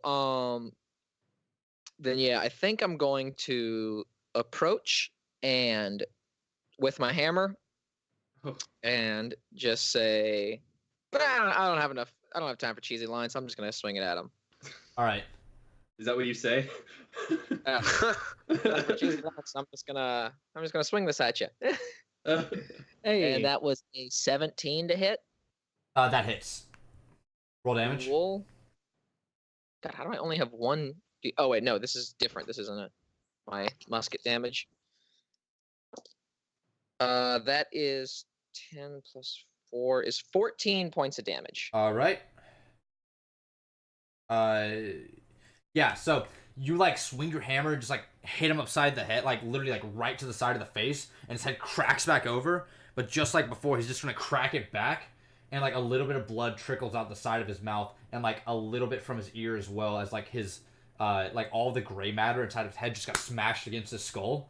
But he is still like he like stares, like the moment you hit him and he cracks his head back, he's like looking like, and his eyes are like almost lifeless behind the red haze that has overtaken them. You know what? Fair is fair. You get your shot on me now, and so I cast Sanctuary on myself, and I just stretch my arms out right in front of him. Good. Oh, God. So now it is Walter's turn. Yeah, Walter's me too, gonna- dog. Walter's gonna bear fight him with his bare hands. And Bear Walter has multi attack, where he attacks with the bite and the claws. All right. At different attacks. So we'll do the good old bite attack first. Let's go gadget. Roll a 20. That's a 13. That doesn't hit. All right. Well, good thing I got my claws. Go gadget. Roll a 20. That's a 4. So, Yeah. Oh, So like oh, no, no. despite your best efforts, none of you are actually like managing to make a dent in this dwarf.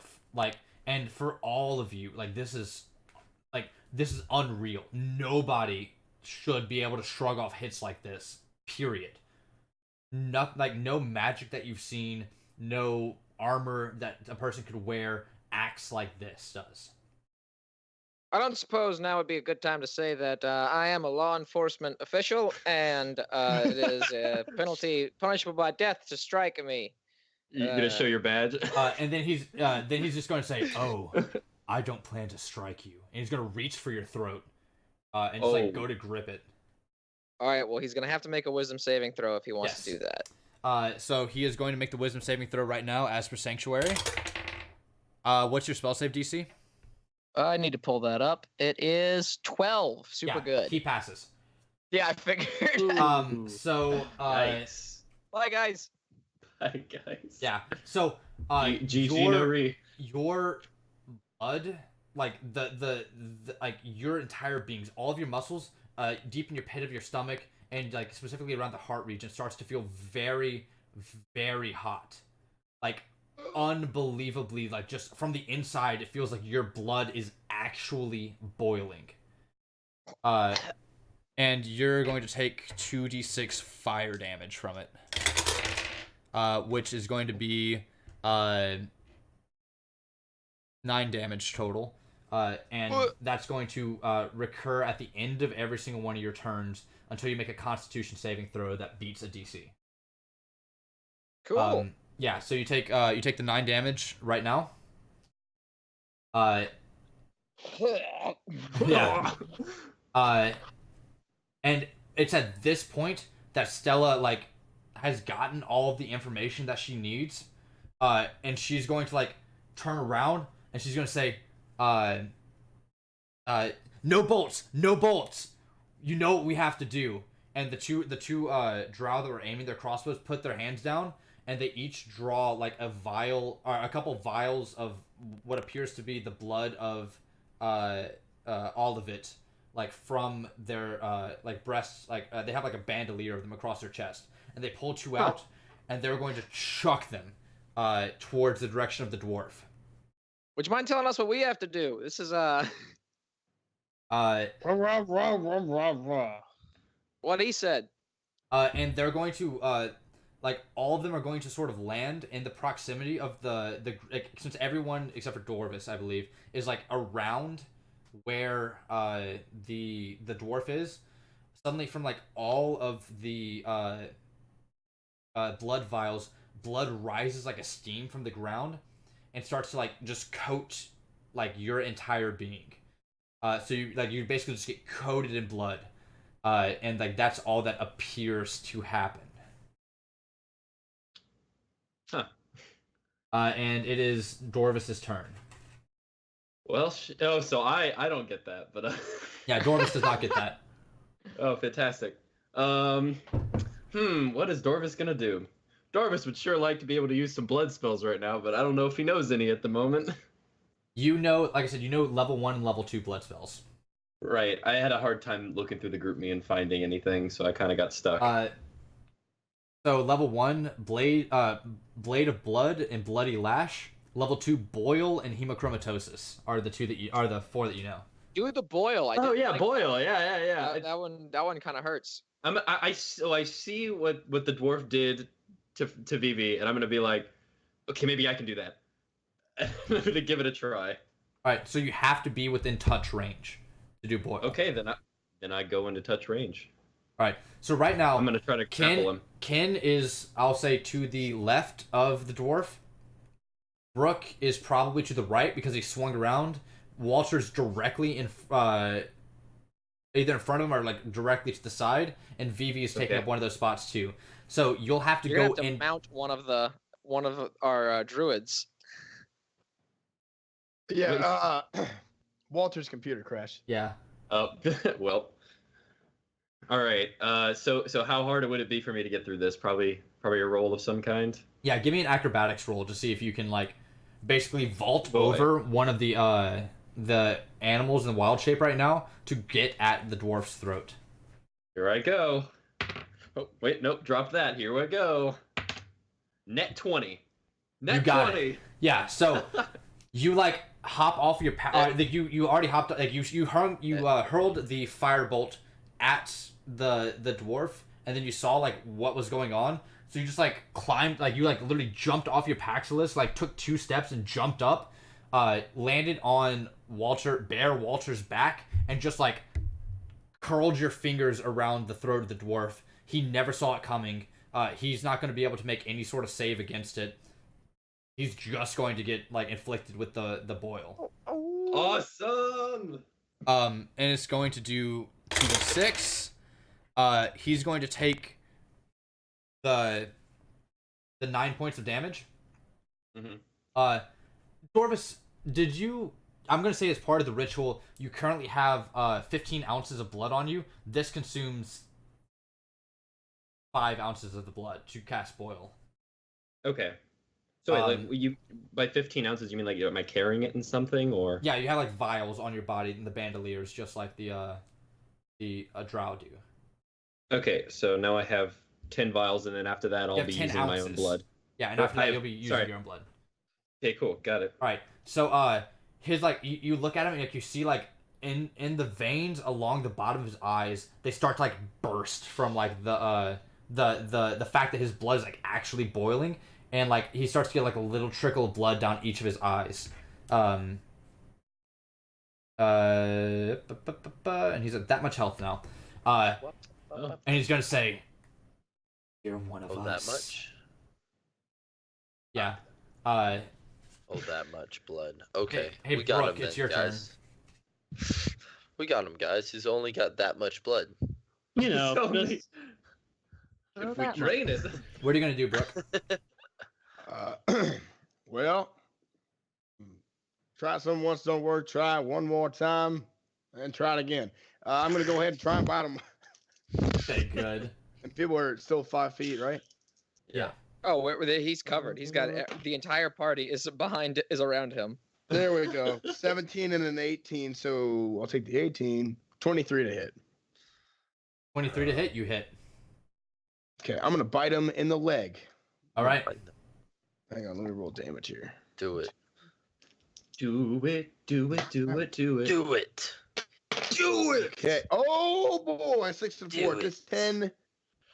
10 plus. That'd be nice. 13. 13 13 total. points of damage. All right. 13 total. And Yeah. he has to make a strength strength saving throw, DC 13, or he's not prone. He is not knocked prone. Ah! However, like Tugging on him, Would it's you not give going me to. advantage. you bite and you use all of you were a dire wolf, right? Yeah. Yeah. Instead of like trying to like twist around to like rip anything out, you just clamp down on his like leg as hard as you possibly can, and you find that the sort of like armor, the feeling, like the iron feeling, gives way to your teeth as it sort of like crushes down around the bone. The key you're especially Vivi and Brooke, what you're figuring out is the key is to do it's to hit. It's not to slash, it's not to tear, it is to crush, it is to hit, it is to like slam into him, right? Whoa, it's a damn shame I got this gigantic maul with me. So. And we're back up to Ken. All right. Ken's gonna realize that his swords aren't really gonna do the trick, and so he's going to trying to avoid Brooks. He's gonna use his breath weapon, All right. which is poison breath and. Good lord, there's 50-foot so many cone. of us right here. A con. Oh. Well, I mean, I'm gonna move to an angle to where I just get him, but a con. It's a cone. It's a cone starting at 5 feet, right? 15-foot maximum. 15-foot max. Yeah. So if you tilt downwards and just like go up, it'll just go up in the air through him. I think you will clip. I'm new to the party. I'm about to say, I, think, and no, it's- I do think you will clip Vivi if you do it directly in front of you. I can take it. I'm tough. Would I? I could Is there take it, any way guys. I could move to make it Not without provoking hit an attack anyone? of opportunity. Okay. So you'd have to Then, move all back right. out of range. I'll hit Just Vivi. baby bird him. It's You know, okay. just I'll go hit- I'll straight into Right in the mouth. Baby bird it just. In the Hey, mouth. here's what I'll say. That, Ken, no, that's, here's what I'll that's say. really a thing in our. If you succeed in a strength save, like a strength contest, in order to grapple him, I will say that you managed to get it directly like into his lungs. Ken knows he's not a very strong person, so Ken's Try just it. gonna do Try it, and Ken's not gonna try it. Wow. Ken's not gonna try it. I'm sorry, just So gonna hit it's Vivi. yeah, about to say. Vivi's kind of been trying to give like backseat driving to Ken, and Ken's like, "I'm tired of it. It's okay." I thought you said you appreciated my advice. I appreciated it first, but now that I think back at it, I'm still kind of mad at it. I'm Vivi, sorry, Vivi. Bah. make a con save real quick. A con save. Hardy is all hell. Brooke is That's like off the bed. gesturing with the wolf head, just like Woo! do it. 6. All right. Oh shit. So roll your my damage. I will say I had a +4 to that. It's a so- 14 DC, so sorry. All right, let's You get hurt me more than the bad guy. Oh, I'm sorry. Fucking hell. 5. 5. So mad. That's not so bad. It's bad. Super bad. Oh, I that's could 2 for me. times. Good. So yeah, you do the 5 damage as you sort of you like swell your chest, and the glands in your throat that come from your draconic ancestry start to secrete the enzymes into your breath that sort of lends itself to the poison that bellows forth from your maw, and it sort of flows like a fog creeping along the ground and fills that 15-foot cone, and rises up it creeps along the ground like a dry ice does, and then rises very quickly, and before the dwarf has a chance to sort of cover up his mouth or anything. And same thing with Vivi. They I'm still coughing inhale. because my blood's on fire. Yeah, no. God, But double they whammy. inhale, and they immediately start the dwarf grasps at his throat, and you can tell this is an avenue. This is definitely an avenue of how to get past the dwarf's defenses. And next we're at Vivi. So go ahead, Vivi, and remember at the end of this you have to make a Constitution save or else take the 2d6 damage again. Yep. Does the Sorry, go ahead. No, you go ahead. You Is had a question. the dwarf wearing any kind of armor, or I know you said something about iron. He's not actually wearing. He's any wearing iron. chainmail. Okay. Okay. All right, I'm gonna do because I got a hammer, another maul strike. Because he's surrounded. Do you guys do the flanking rule like this? Do I have advantage on him? So it depends on where his focus is. So if you're directly behind or to the side of somebody whose focus is directly in front of them, then He's still grabbing me by the neck, so I'm gonna. yeah. Say it's So you're not probably- going to get advantage against him. Okay, that's fine. That's an 18, so I probably don't need it. Yeah. So what you're going he grabbed you by the throat, but he's kind of short, so he was reaching up, and you can literally you just take your maul and just where do you think that Vivi if Vivi was in the position where she was being grabbed by the throat by someone who is shorter, how would she swing the maul in order to best get purchased, do you think? Oh well, definitely. So the hand that's not grabbing, so towards the lowered arm, Yeah. and try to get the collarbone, because that's where So just all come that stuff- straight down with the head Well, of the maul. it's a maul, so two-handed, Yeah. down Right down. that, just yeah. Gotcha. Okay. Wait, Yeah. am I still gripping his throat as well? Yeah, so this is Watch your fingies. Ah. Yeah, so you're the dwarf is reaching up, Dorvis is reaching down, and Vivi's slamming down on top of the on the opposite so if Dorvis is reaching across like this, Vivi's hitting here. So go And ahead and roll I'm, damage. I'm divine smiting that. Sounds 'cause good. I don't like this guy. That's pretty good. Tell me your attack roll and your divine smite roll different, if you would. So which ones are what is blunt and what is radiant? Yes, please. Okay, I got it. That is 15 points of damage bludgeoning Okay. and 7 points of damage radiant. So you hit and it's bouncing off a shield, but you get purchased and you feel something crack underneath your hammer.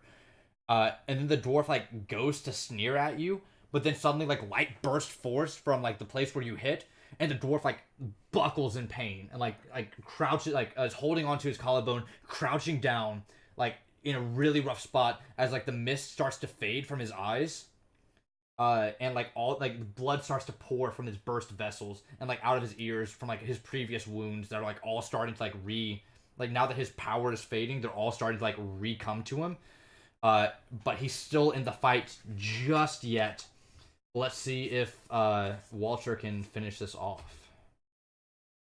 Walter can't really do a lot of punching as a bear. Push him. I mean, oh, how close is he to the cliff? Yeah, that's. He's about 20 feet away from the cliff. You think he could do it as a bear?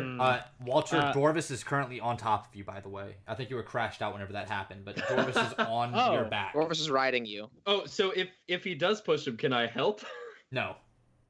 Ah, come on. 20 feet? Yeah. Walter's gonna try to give him a good shove All right. No. That's gonna be a strength contest. So give me a strength save, Walter. Or give me an athletics check rather. Athletics check. Yeah. As a bear. You using the bears? Okay. Yeah. Yeah. Ah, shit. That's a 12.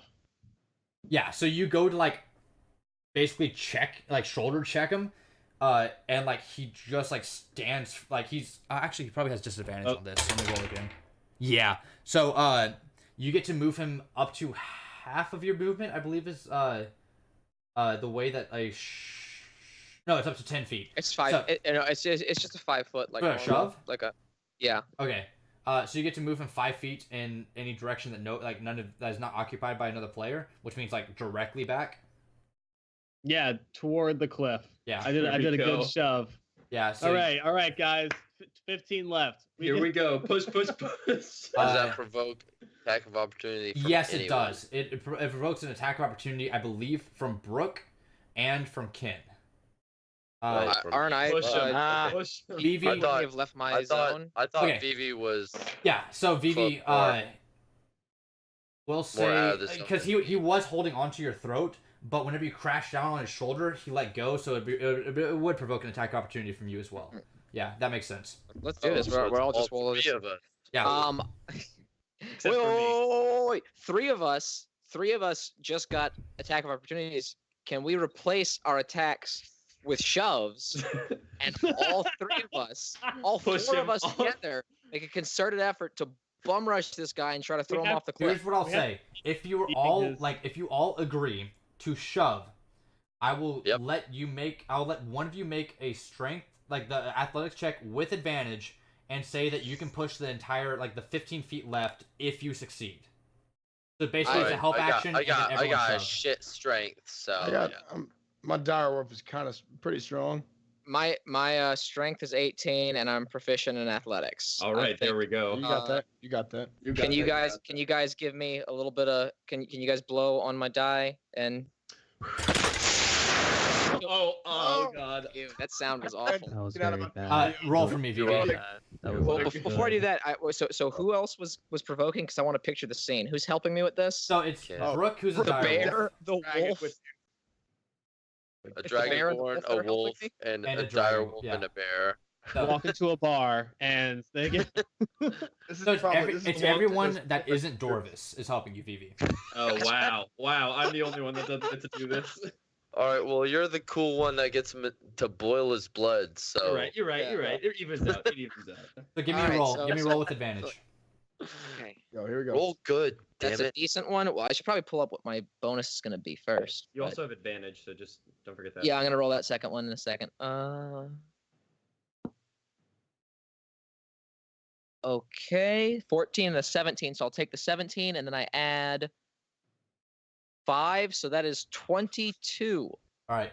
So That's I'm going to not let bad. you in on the mechanical behind the scenes of he rolled a nat 1. So Vivi, you can literally, and I mean literally, paint this however you would like to as far as how this happens. I'm so excited. All right. So so the bear is the one who started this all. Yeah. He got he with like the back of his paw smacked him to the side and he started to stumble, but he didn't actually start going back too much because the wolf was still holding on to the leg, and so that put him 1 foot in the air, 1 foot kind of like wavering because it was like falling backwards. And so I took that opportunity. I went ahead and pushed the Dragonborn. I haven't learned your guys' names yet. It's not Kin. important to Vivi. Kin. No, it's Kin. not important to Vivi. She's not going to learn your names. Oh, fine. Goddamn. The Dragonborn that just Glad. blew poison on me, I'm going to nudge Glad I into Put Wolf, poison on get you guys to let go. And so once let go, he starts stumbling backwards. And so I run headlong, pick the guy up over one shoulder, charge, and then just whoop, toss him off over the cliff, stop right at the end, and just kind of like immediately once he's dropped, I drop too, and I just lay on the ground and catch my breath because that was awful. Let me say that long fall is hell of a blunt damage right there. That'll really. That's a lot of blood That'll damage. is about definitely to be take. like at least 20 times 6, right? wouldn't you say? Oh my god. At least. Randomized, wouldn't you say? I mean, I'd say at it least might be lower than like, it times could- 6, but maybe Oh, and I average of forgot to take my times 2d6 3. fire damage on my turn. So Make the con Sounds like- save first. Make the con save first. sounds natural like- 1. Yep, that does So yeah, you not. take. So let's take. You take another 10 damage. Oh, Dude. I'm doing okay. And also, that effect still persists until he is like dead. So while Is he's he not falling, you're dead? still boiling. Oh. I was supposed to say he's gonna be falling for a while. That's a deep cliff.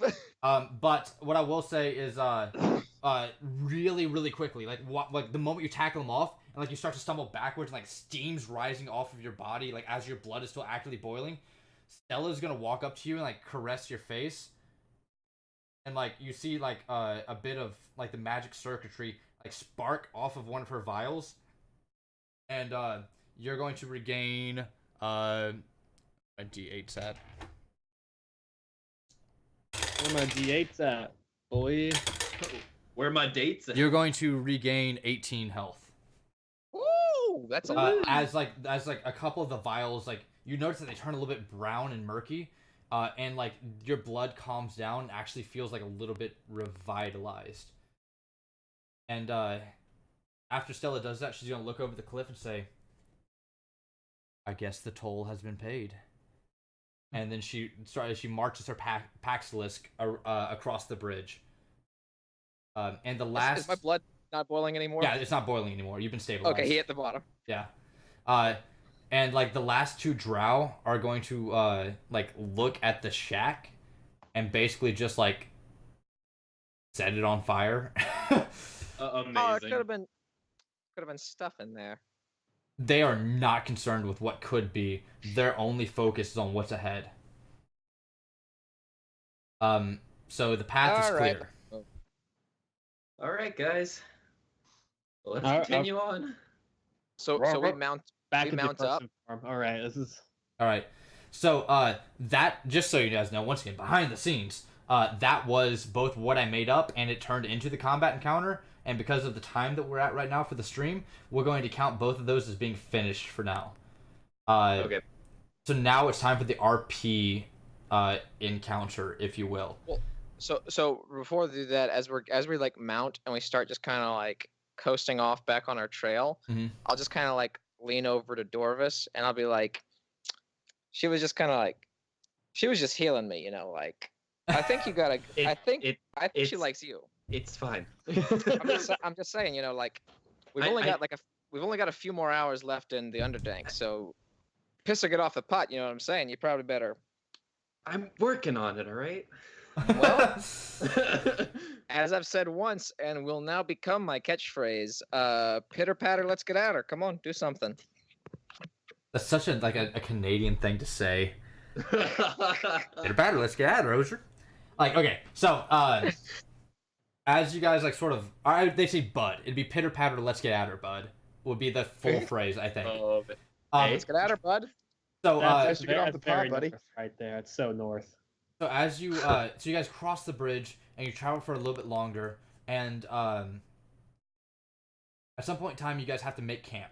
So the day is like over as far as you can discern, and like if that's the case, that means that the hunters are on your trail, and that's assuming that Johann kept his word, which that Johann's not the kind of person who doesn't keep his word. So, Johann's probably going to be catching our trail. Do you guys think we should maybe take like 3 separate paths? As Dota, taking one path straight towards the enemy and 2 paths, to the outside. Just kind of to keep range between ourselves and to keep like the enemies like spread out a little bit. Maybe we have 1 or 2 that like goes between. That's a good each idea. party Darvis, you and kinda Stella go off in one direction. Hold on, wait. I agree with Wait, that. hold on.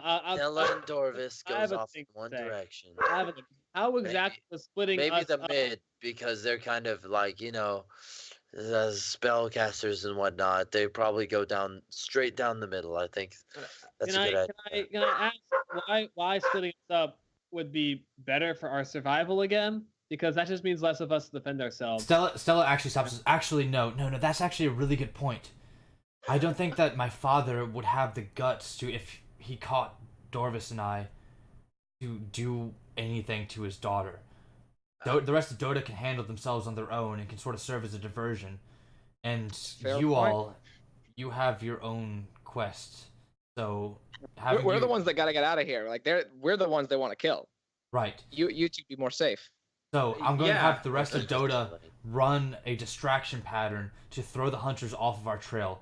Dorvis and I are going to scout ahead in order to make sure that the path is clear, and the you four, you are going to make up the middle path to make sure that you get out of here successfully. Don't worry about the rest of us. We can handle ourselves. Dorvis, come with me. We're going to make sure everything's okay. Sounds great. So you guys, Alright. you guys sort of finish up camp. Like she said, Before he leaves, Yeah. I just kind of like put my hands on his shoulder and I go compliment her eyes. I pat him on the cheek. So, Stella says, we leave at first sign of morning. Get rest now. Is there a sky down here? Is there? There isn't. I don't know when it's morning. So, everyone gets a long rest. Awesome. So, here's what I'll say the way that the RP encounter is going to work. It's going to be, we're going to pair off, basically. So, Stella is an option to talk to. Jairus and Lawrence are an option to talk to. The players are an option to talk to. So, everyone's going to pick who they want to have a conversation with whenever it's time to. And we're going to do it, 1, 2, 3, we're going to do it on a D8. 1 to 2 is going to be Ken's option. 3 to 4 is going to be VV. 5 to 6 is going to be Chase. No, wait, sorry. 1, 2, 3, 4, 5. There's 5 of you. A D10. 5 to 6 is going to be Dorvis. 7 to 8 is going to be Walter. And 9 to 10 is going to be Brooke, okay? Try to keep these around 3 or so minutes, okay? The first person who gets to have their RP interaction is going to be Ken. Oh, of course. As per usual. All right. I don't know. Who are the two lieutenants again? Jairus and Lawrence. I'm just gonna kind of walk up to Lawrence and be like, "Smooth weather, eh?" What are you talking about? There's no weather down here. We're I mean, underground. that's exactly what I mean. It's pretty smooth compared to what I'm used to. So, but yeah. So, Stella, what is it you know about her? Stella? Yeah. Well, I mean, she's the boss's daughter. What more can you say? I mean, there's a lot more you can say other than a label as in the boss's daughter, you know. Well, let's just say that the boss is as harsh a leader as he is a father. Nobody would dare step foot in Stella's path lest they risk Johan's wrath. Oh man, it's Oh, always. cool. It's always, I mean, always the father. does she getting have the- any favorite colors or like anything of Look, that man, sort? I'm gonna be What's the completely star honest sign? with you. Favorite stone? We're kind of in the Underdank. There's stones everywhere. Does she have any Wait a favorite second, hold on. stone? You're Ken, right? Yeah, I mean, we've been Johan's kind of told traveling. me about you.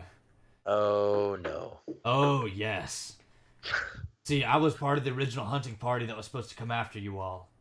And, Oh, that's exciting. and Johan told me pretty much everything he knows about you. What are you He doing doesn't- traveling with these half-orcs? Oh. Well, it just kind of came upon me. What's it matter to you? What matters to me is I used to be one of Johan's best suppliers. Not just that, but your old master. He looked favorably upon me, and, old habits die hard. If I'm traveling back up to the surface, and there's money to be made, 2 and 2 make 4, my friend. I'm just kind of just stare. Kin's just gonna kind of just keep looking at him and kind of nod in his direction and just kind of walk away now. Just kind of questioning. Hey, man. You can walk away all you want. It's in your blood, and I know what it feels like. You don't know what it feels like. And he's gonna keep walking. And then you really might know what it's like. Amazing. All right. Next up is. And then he's gonna walk to Dorvis. yeah. And then he's gonna walk up to Dorvis like, "Hey man, I couldn't figure out her favorite color or anything. I'm sorry, man." You did that for me? Oh, that's okay. Yeah, that's fine. Tried, man. Don't ask anything else. Okay. So Ken walks away from that, and Dorvis, it's your turn for your RP interaction. All right. I'm gonna go talk to Stella. Hell yeah, he is. Sorry. So Stella's sort of sitting I'm away just from the an group. asshole. Trust me. So Stella's sort of sitting away from everybody, and she's looking sort of at the direction that you guys are going to go. Okay. You can't tell if she's planning or mentally saying goodbye to her father or what's going through.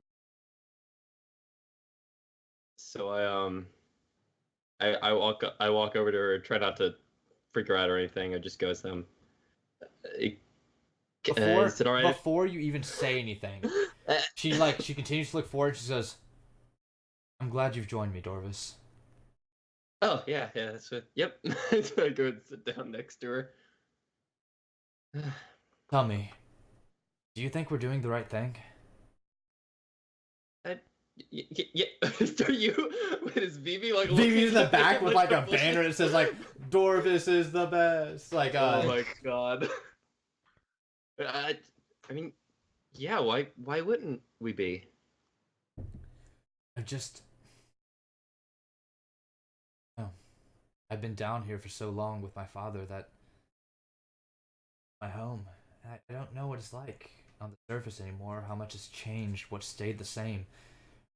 The takeover that Swift and his cronies did was brutal and fast, but it was also a long time ago.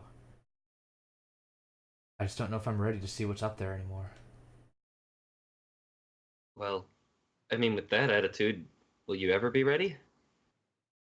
Yeah, that's a good point, Dorvis. Tell me about the world, the way that it is up there right now.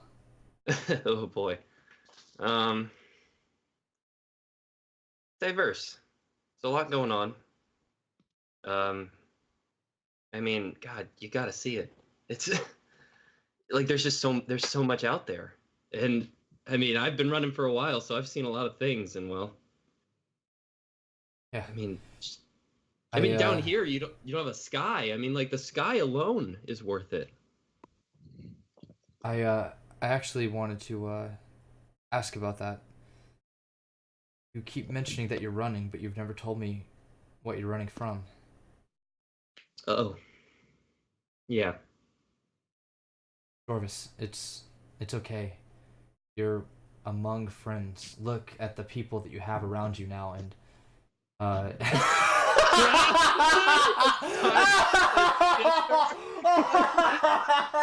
You just wanna kiss the girl. Oh no. Oh man. Fuck me. Oh, that just threw me off. Sha-la-la-la-la-la. What was I even saying? Don't Holy be shit. shy. You Oh, were shit. saying about Dorvis and what you... Yeah. Look at the people you have around you. I'm looking at him. Yeah, in the back, like Phoebe's holding up like the poster, like waving it around. And she just looks at you and she says, "But how can we help you if we what we're supposed to be helping you with? Dorvis, how can I help you?" I don't even know if you can. I mean, I look at Vivi and I'm like, stop. No, Dorvis, you don't understand. There's one thing that my life down here has taught me is that I can do anything.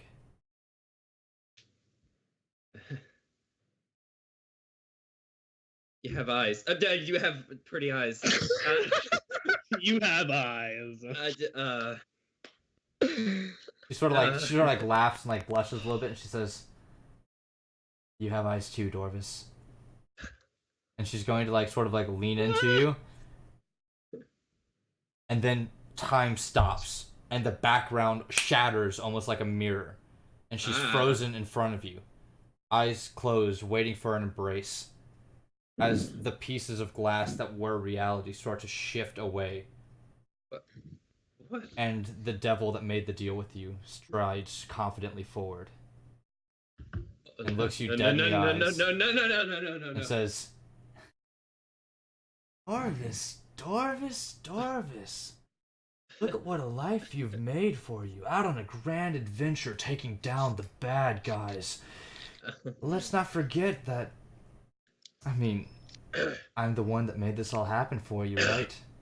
You said you wanted a second chance. You said, take whatever's necessary, just let me go. And look what you've made out of yourself.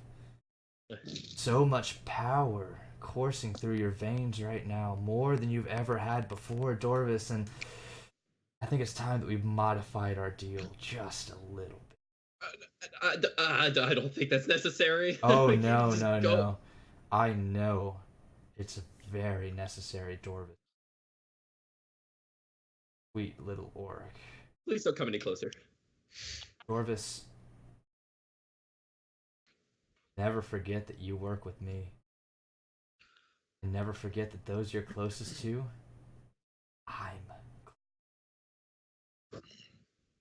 I'll let you know what I want when I want it, and you will do what I say. Expect a message soon.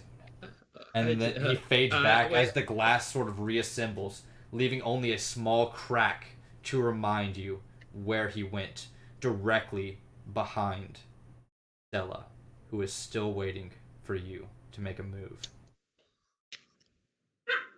I hesitate for a second, and then I just try to forget about it like I usually do, and I go to kiss her. Excellent. Let's see who's next in the RP encounter. I like to think that Stella said excellent once it was done. Yeah. It's just me. All right. That was... Hey, Vivi, we're on you now. Oh, so we made camp for the night, right? Yeah. Yeah, well, I'm proficient in cooking utensils, and so I'm just hamming it up. I got slices of meat, and I got some basilisk eggs. I didn't realize we'd be traveling with some today. That was just what I brought for our meals. So, cooking up some night breakfast. So it's okay. Yeah. Anyone who wants some, really. I'm just kind of. I'm definitely going that is for my the RP. food. Is I got an apron that says "Kiss the Cook," and I'm just looking to make friends. I'm looking to be jovial. I'm not really saying much. I'm just. Do we really have to kiss the cook to get food? My mom got this for me one time. It's fine. Okay. Don't worry about it. Can I have food then? Totally. What do you want? That's- I got just- meat. I got eggs, so it's not meat if you're vegetarian, and more meat. Oh, I'll take all three. Meat, and the non-egg meat, but that's kind of meat because it's pre-meat, so I'm okay with it. Thank you. Everything. And then, yeah, I'll go ahead. eat. All right, so Walter, what do you you grab food as well? Brooke, do you grab food? Oh, yeah. Dwarvis is Yeah, off having his own I would like to adventure, point so- out that I'm still a wolf. About 2 hours runs out, and I walk up and I sniff the meat and kind of look up to Vivi, Yeah. and just kind of, is it all right if I have some of this? Well, wait. Can you talk when do you say? is it No, all right if I have- no. It's just Kind of looking at It's it. just kind of barking. Are you actually trying to say that? Or- Yeah, so I just like get my musket and I kind of like hit it in the snout with the butt of my with the butt of my gun. And I'm just like, get out of here, get out of here. This is for people. This is for people. Get out of here. I wild shape back into me. Your nose Ow. is bleeding a little bit from like having hit in the snout. just grabbing your nose. Oh shit, that's right. Sorry. Yeah, you turned into the wolf. Yeah, totally. Help yourself, man. Grabbing some meat and muttering to myself as I walk back. I'll sit next to Walter. Sorry about that. All right, and the last person who comes up to grab food from you is none other than Little Paul. Whoa! He's gonna go, Hell yeah. hey, I love food. Hey, hey, and I don't know if anyone's ever said this to you before, Classic but Paul. do we have to kiss the cook to get some food? Classic Yeah, Paul. High five Walter. him. Brooke High is five. laughing so fucking hard right now. Don't leave me Paul's hanging. just- Don't leave me hanging, little Paul. Paul's just Trying to kind of. Paul like gives you that high five that you're looking for. Hell yeah. And he's gonna like, Ken's so upset that he took his comment and made it in joke. I'm laughing. Ken I'm is laughing so hard. upset, just Laughing kinda so like- hard. and Little Paul's gonna like wink and like finger guns as he like walks away, like Me and Lil This guy's Paul flirted, awesome. like, the rest of the night, and I'm just like totally macking on Lil Paul because of how funny he is. Little Paul's the best. And I constantly That's- bring up that one line that started it all and how funny he is for that line. yeah, Lil Paul appreciates it. But Lil I Paul s- I knows said he's that. the life of the party. I said that line first, you guys. And Lil Paul looks over and says, "Hey, Ken, how about you don't be such a, yeah, you know, What? What? yeah, you guys know, Cut it yeah." out. Yeah, You're all the Make it worst. fail. Oh, You're man. all the worst. And Oh, come on, everyone. Ken's gonna just walk out of the light and just sit in the darkness. Oh, and come on, eat man, we're there. sorry. No, Uh, look, He I like- has I like dark vision now, but he's just gonna sit in the darkness and eat. All right, I'm like, oh, we're sorry, and I I like see. drew craft some flowers and throw it at him. Come on, So- man, we're kidding. Get, so Walter, what's your RP interaction? stop. Oh man, I'm gonna turn to Brooke and say, we've been hanging out for a while now, and I don't know why you're well. We all choose these different paths in life for a reason. What made you want to be a druid? Because we're in the same path of life, kind of different circles, but you That's know, we're both. Excellent question. I think mostly because my family was a bunch of druids. We were nomadic for a little while when I was a little youngin.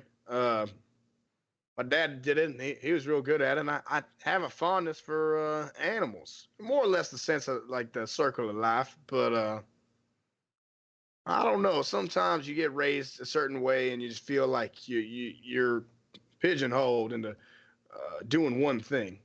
Maybe that's what happened for me. Why are you a druid? I mean, you know, I came from a very complicated and controversial history, socially, that is. So socially, I mean, I actually had a very positive upbringing. Like my parents were kind of wealthy, and like that, I had that. That's not the point. I became, I guess, a druid to separate myself from that before I decided to just recognize the fact that I'm gay. I just didn't like. Maybe something within me made me like. I knew I wanted to get away from that, so I became a druid because I figured it would help me live on the land, and my circle of druids is very helpful. And the fact that also I kind of like have a like there were always druids in where I'm from, you know, other Earth Genasi folk that were into that, and I joined up with them. They taught me how to do some stuff, and then I kind of separated myself because I needed to figure more out about how I could be a better person. I'd say it's working out so far. I think it's fair to say that. Sure. Right You on. want to hit a little bit of this spice, maybe later, just a No. little nightcap. You know Somebody what? say Yeah, spice maybe. Ken just like You know stumbles what? into the scene. out of the darkness. Like, hey, welcome back. I'm giving him more flowers. Like, hey, we're sorry. I'm throwing. All right, It's all right. I just Wanna get say a spice? little bit touchy feely at times. It's fine. Hey, I'll just. amazing. Hey Are we Brooke, spicy? you're the last interaction for RP. Well, I was gonna talk to Walter, so I guess I'll just keep doing that. Whenever Ken backs off and I put the spice away, I'm gonna switch to So druidic, we're and not I'm gonna spicy. I'm gonna- Okay, whatever. switch to And- druidic, and in druidic I'm gonna say, what's your favorite animal to turn into? Oh, Between oh druids. man, I got. Yeah, it's just between druids. I don't know. Something about. I like became a cat once. You Right. know, like and like every once in a while, I choose like. I mean, like it's a. What, like when you're small, when you're like a house cat, and you kind of do your thing around a city. People give you food. People want to pet you. It gave me a sense of a love and affection that I hadn't felt in my own family for a while. So like it's something I felt missing for a while. Obviously, it's not a complete choice, but like or a complete solution, but it filled the hole while I was searching. I feel that. That's a lot more sad of an answer than I was reaching for. But I mean, I was a racist dick for like 30 years, 35, 39, however old I am, 39 Sure. years of my life. So I mean, like, yeah. a valid point. I have one more question for you. It's a little more serious question. Not really a serious guy, not really a rules guy, but Yeah. this is still in Druidic. Do you trust that VV lady? I mean, yeah. I don't have a reason I didn't break the law or anything. Yeah, Like, no reason to. And I elbow like we're like, hey, I didn't like kill a couple of people on the road or anything. Like, Yeah. I'm not Oh, gonna man. lie. I'm known to bend a couple laws here and there. Sometimes on accident, and other times intentionally. Hit the spice a little bit. But for the most part, I don't know. Now I feel like we're kind of on the similar levels, and I feel like yeah. I just wanted to get your idea of it. That's Yeah, all. I mean, we just met her and all, and like, I'm not gonna tell. Well, I guess I did tell her that I was a racist dick and that I was gay, and I'm Sure. gay now. But like those aren't things I'm trying to. Do I even have any secrets anymore? I don't even know. Do I even have secrets? Do you? Like that? Shoot. Yeah, I mean, like, I had no reason to not trust her. She fought alongside us. Hold on, I trust this person. That's what I'm trusting this person right now. Why don't you trust her? I never said I did. I am a little wary about law enforcers and people. Sometimes religious people can be a bit evangelical, but for the most part, I see that there's no reason to not trust someone you don't know. If you don't trust someone right off the bat, how are you gonna make a friend? I agree. I mean, think about it. When we were on the caravan, I didn't know if to trust y'all or not, and I did. That played out well. Continue doing that. It has worked out all right so far. I mean, besides the target we have in our back right now, based on from an entire civilization, but otherwise, Sure. it's going okay. It's relative, but Yeah, definitely an improvement. Like, I feel like, Somebody's spicing out here. yeah, someone's spicing over here. nope, no one's no doing the spice. It's mellow night, so none of the spice for me tonight.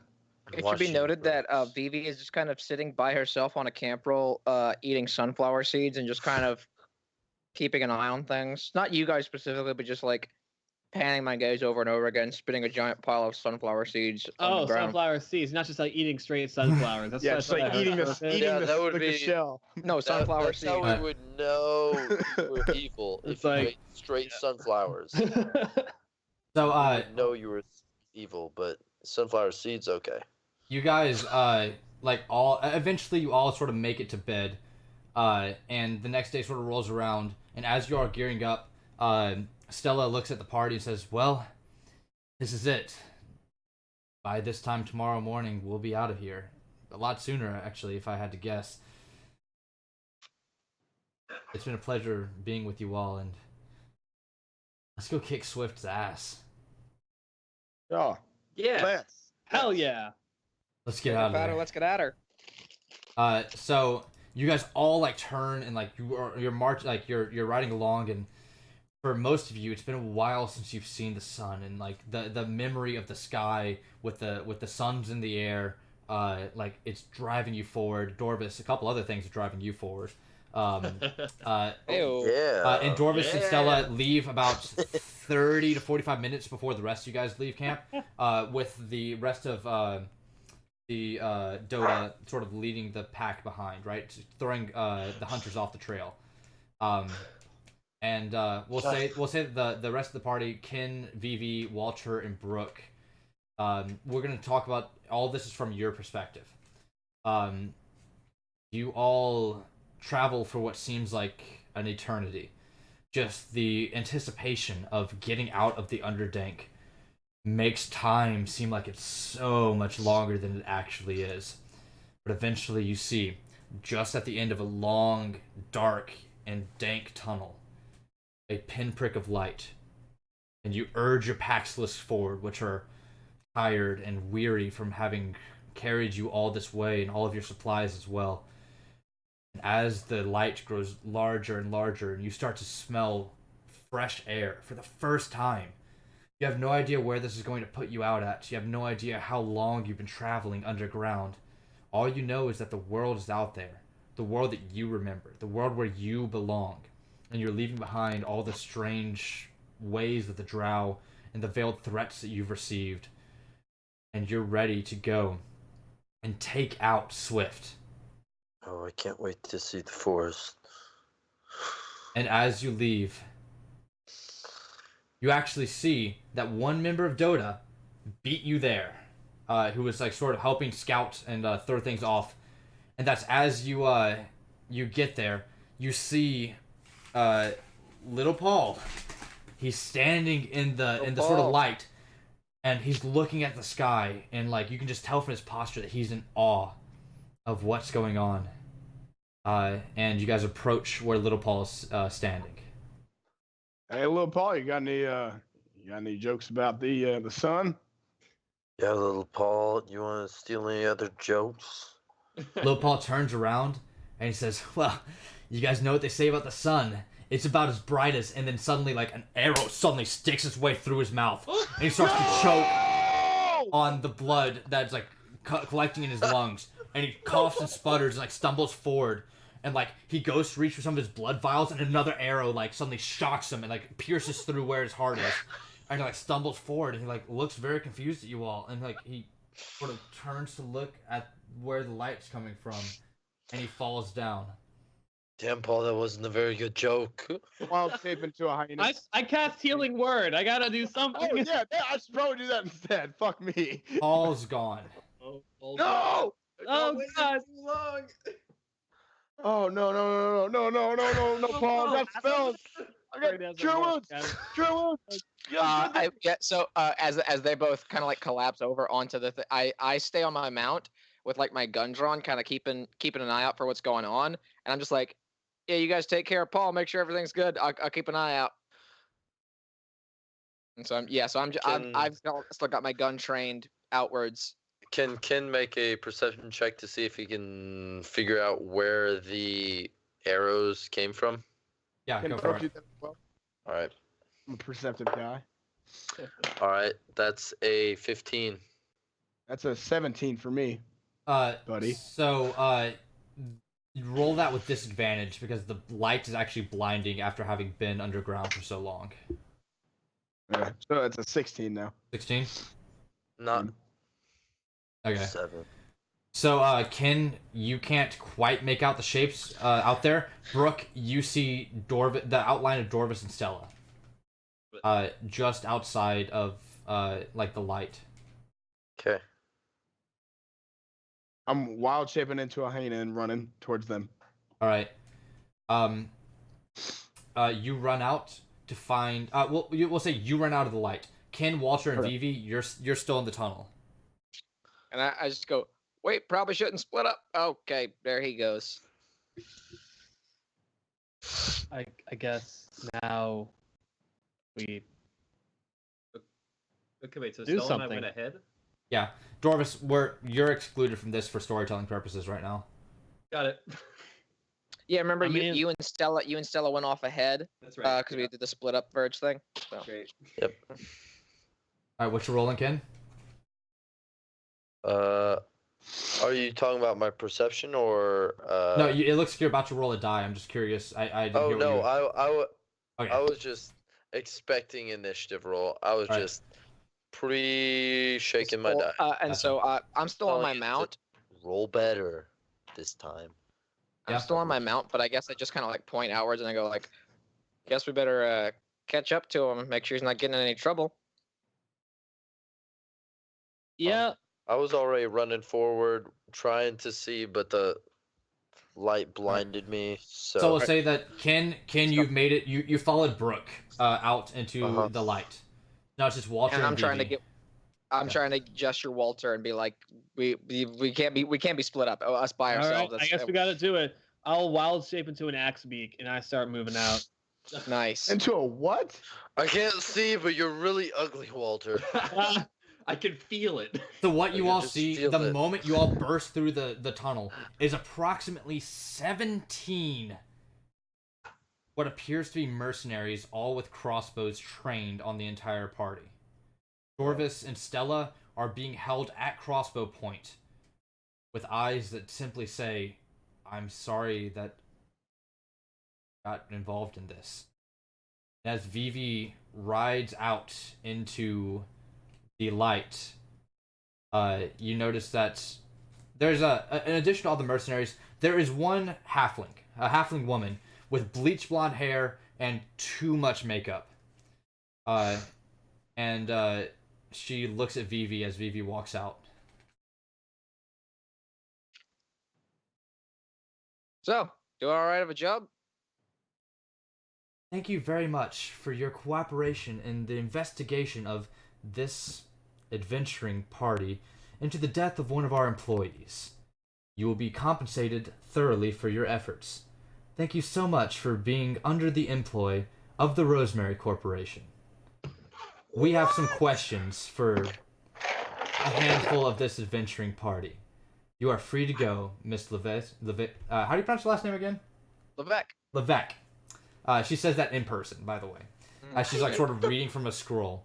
And she says, We didn't kill him. I ripped the found him and he was "Hey, dead. I'm we saying will that- we will conduct a And thorough." so I just go. I was the only That's, one that that's did the damage best size to tip her. for, So. and then I just ride off on my mount. We will conduct a thorough investigation, and we assure you, the Rosemary Corporation hasn't taken a side yet onto the matter. But now that you're all here, let's talk about the death. One of our most prized employees in the deserts of Grendel. Oh. I I hope mean- you have a nice day. And then that's where we're going to end it for today. Oh my fuck. Well, all right. I ripped I never the even contract. worked for you. Hey, way to rip the contract up. Yeah, that happened. Thank you for doing that. Damn. Well, at least we don't have that evidence. All right. So, that's it for the final rule for today. Thank you for everybody who watched live on our live stream, and thank you for everybody who will listen on the podcast and watch the VODs after the fact. So, I promised at the beginning of this that for those of you who stayed through the entire thing, we'd have a couple of really important and really cool announcements for what's in the future of the final rule. The first of which is, we are proud to say the final rule now has an entire Discord server dedicated to the listeners and those of you who have stuck with us this long and will continue to join our ever-growing family. The Discord server is going to be in the description of our latest podcast, as well as in the description of our latest YouTube video and everything that we put out from this point forward. I will right now, for those of you watching, put the link to the Discord in the chat so that if you guys would like to, you can join us right now. Join it. That's going to be the link to our Discord. Feel free to join us. Keep up the conversation. And if you join the Discord, you'll notice that there's a certain chat for Patreon people only. And that's because starting hopefully later tonight, maybe tomorrow, we are going to have our very own Patreon page where you can support the final rule at various tier levels that will be going live sometime soon. With your support, we want you to know that it's going to be stream first. So we're going to help out our mainstay people, the quality of the stream, work on programs and hardware in order to make this the best experience for you, as well as offering you some very special extra goodies, including exclusive artwork, extra streams and podcasts that will be exclusive to the people who subscribe at certain tiers. We're working on the tier list right now, but we wanted to let you know that that's going to be live very soon. So if you want to support the final rule, we ask that you be on the lookout for that Patreon page because we're very, very excited to launch that. So those are our announcements. The Discord and the Patreon, we're very, very excited to sort of have live coming up very soon. So thank you guys for listening. We're going to sign off. Once again, I was very happy to be your DM for the day. My name is Glenn Underwood. I'm also known as Maytag. You can find me on Twitter at May_tag official and on Instagram at May_tag_ official. Follow me there for more information. Hey Chase, why don't you sign off? Hey, I'm Chase, also known as Cut to the Chase on Twitch or Cut to the Chase 9 on Twitter, and I played Dorvis. Justin? All right. Hey, my name is Justin. I played Kintorla, and you can find me at D-Dice Gaming on Twitter or Drinks and Dice Gaming on Twitch. Thank you very much. Vincent? Hey, I'm Vincent. You can find me on Instagram at I'm a theater major, for the obvious reason, and that's me. Who'd you play? Oh, Walter Tang. That was the voice of the amazing, lovable, 40-year-old, reformed, terrible person, Walter Tang. Thank you very much. Yeah. Hey Brendan? It was Brendan. Played Brooke Pendleton II. You can find me on Twitter and Instagram at Brendan Vice, and then now on the Discord server at official Brooke Pendleton II. All right. Nice. Thank you very much, Brendan. Audrey, why don't you let us know not just about who you are, but anything that you have in the works right now that you want people to sort of pay attention to? So I'm Audrey Porche. I played VV Levesque, the resident betrayer of today. And I'm a stand-up comedian. I am a writer, and I currently have no bookings in the works. Thanks for reminding me that I currently have nothing on my plate. Oh, But I'm good working job, on a couple Glenn. scripts. Way to go, I'm Glenn. Oh, doing man. my own thing. Good job, Glenn. But hey, I do stand-up comedy, so at Audrey Porche _ on Twitter or Audrey Porche on Instagram and Facebook. I do just accept bookings for whatever. I am a legitimate comedian, so I don't do like church gigs anymore. I'll do gig in a church. If you book me in a church, I'll do it. So, Fine. And are you still writing for unoriginal films, or? I am a writer for Unoriginal Films. Yes, local film company Unoriginal Films. I am one of their writers, and so anything coming out by them, I probably had something to do with, or maybe I didn't. And where can we find unoriginal films at? Whew, I don't know. All right, excellent. Awesome. Just look them up. I'm sure you'll find They have a them. Twitter. Well, that's- They have a Twitter. Unoriginal Films is a Twitter. Yeah. All right. Thank you so much for everybody who watched. Thank you for everyone who will watch and listen into the future. This has been The Final Rule. I hope that you've enjoyed. Join us next week. This podcast episode will be out next Sunday at 5 p.m. And we'll be streaming live again next Sunday at 8:30 p.m. with another very special guest and hopefully the original cast. Let's see what happens with the Rosemary Corporation. Thank you, everybody. Hey, let's say bye. Bye. Bye.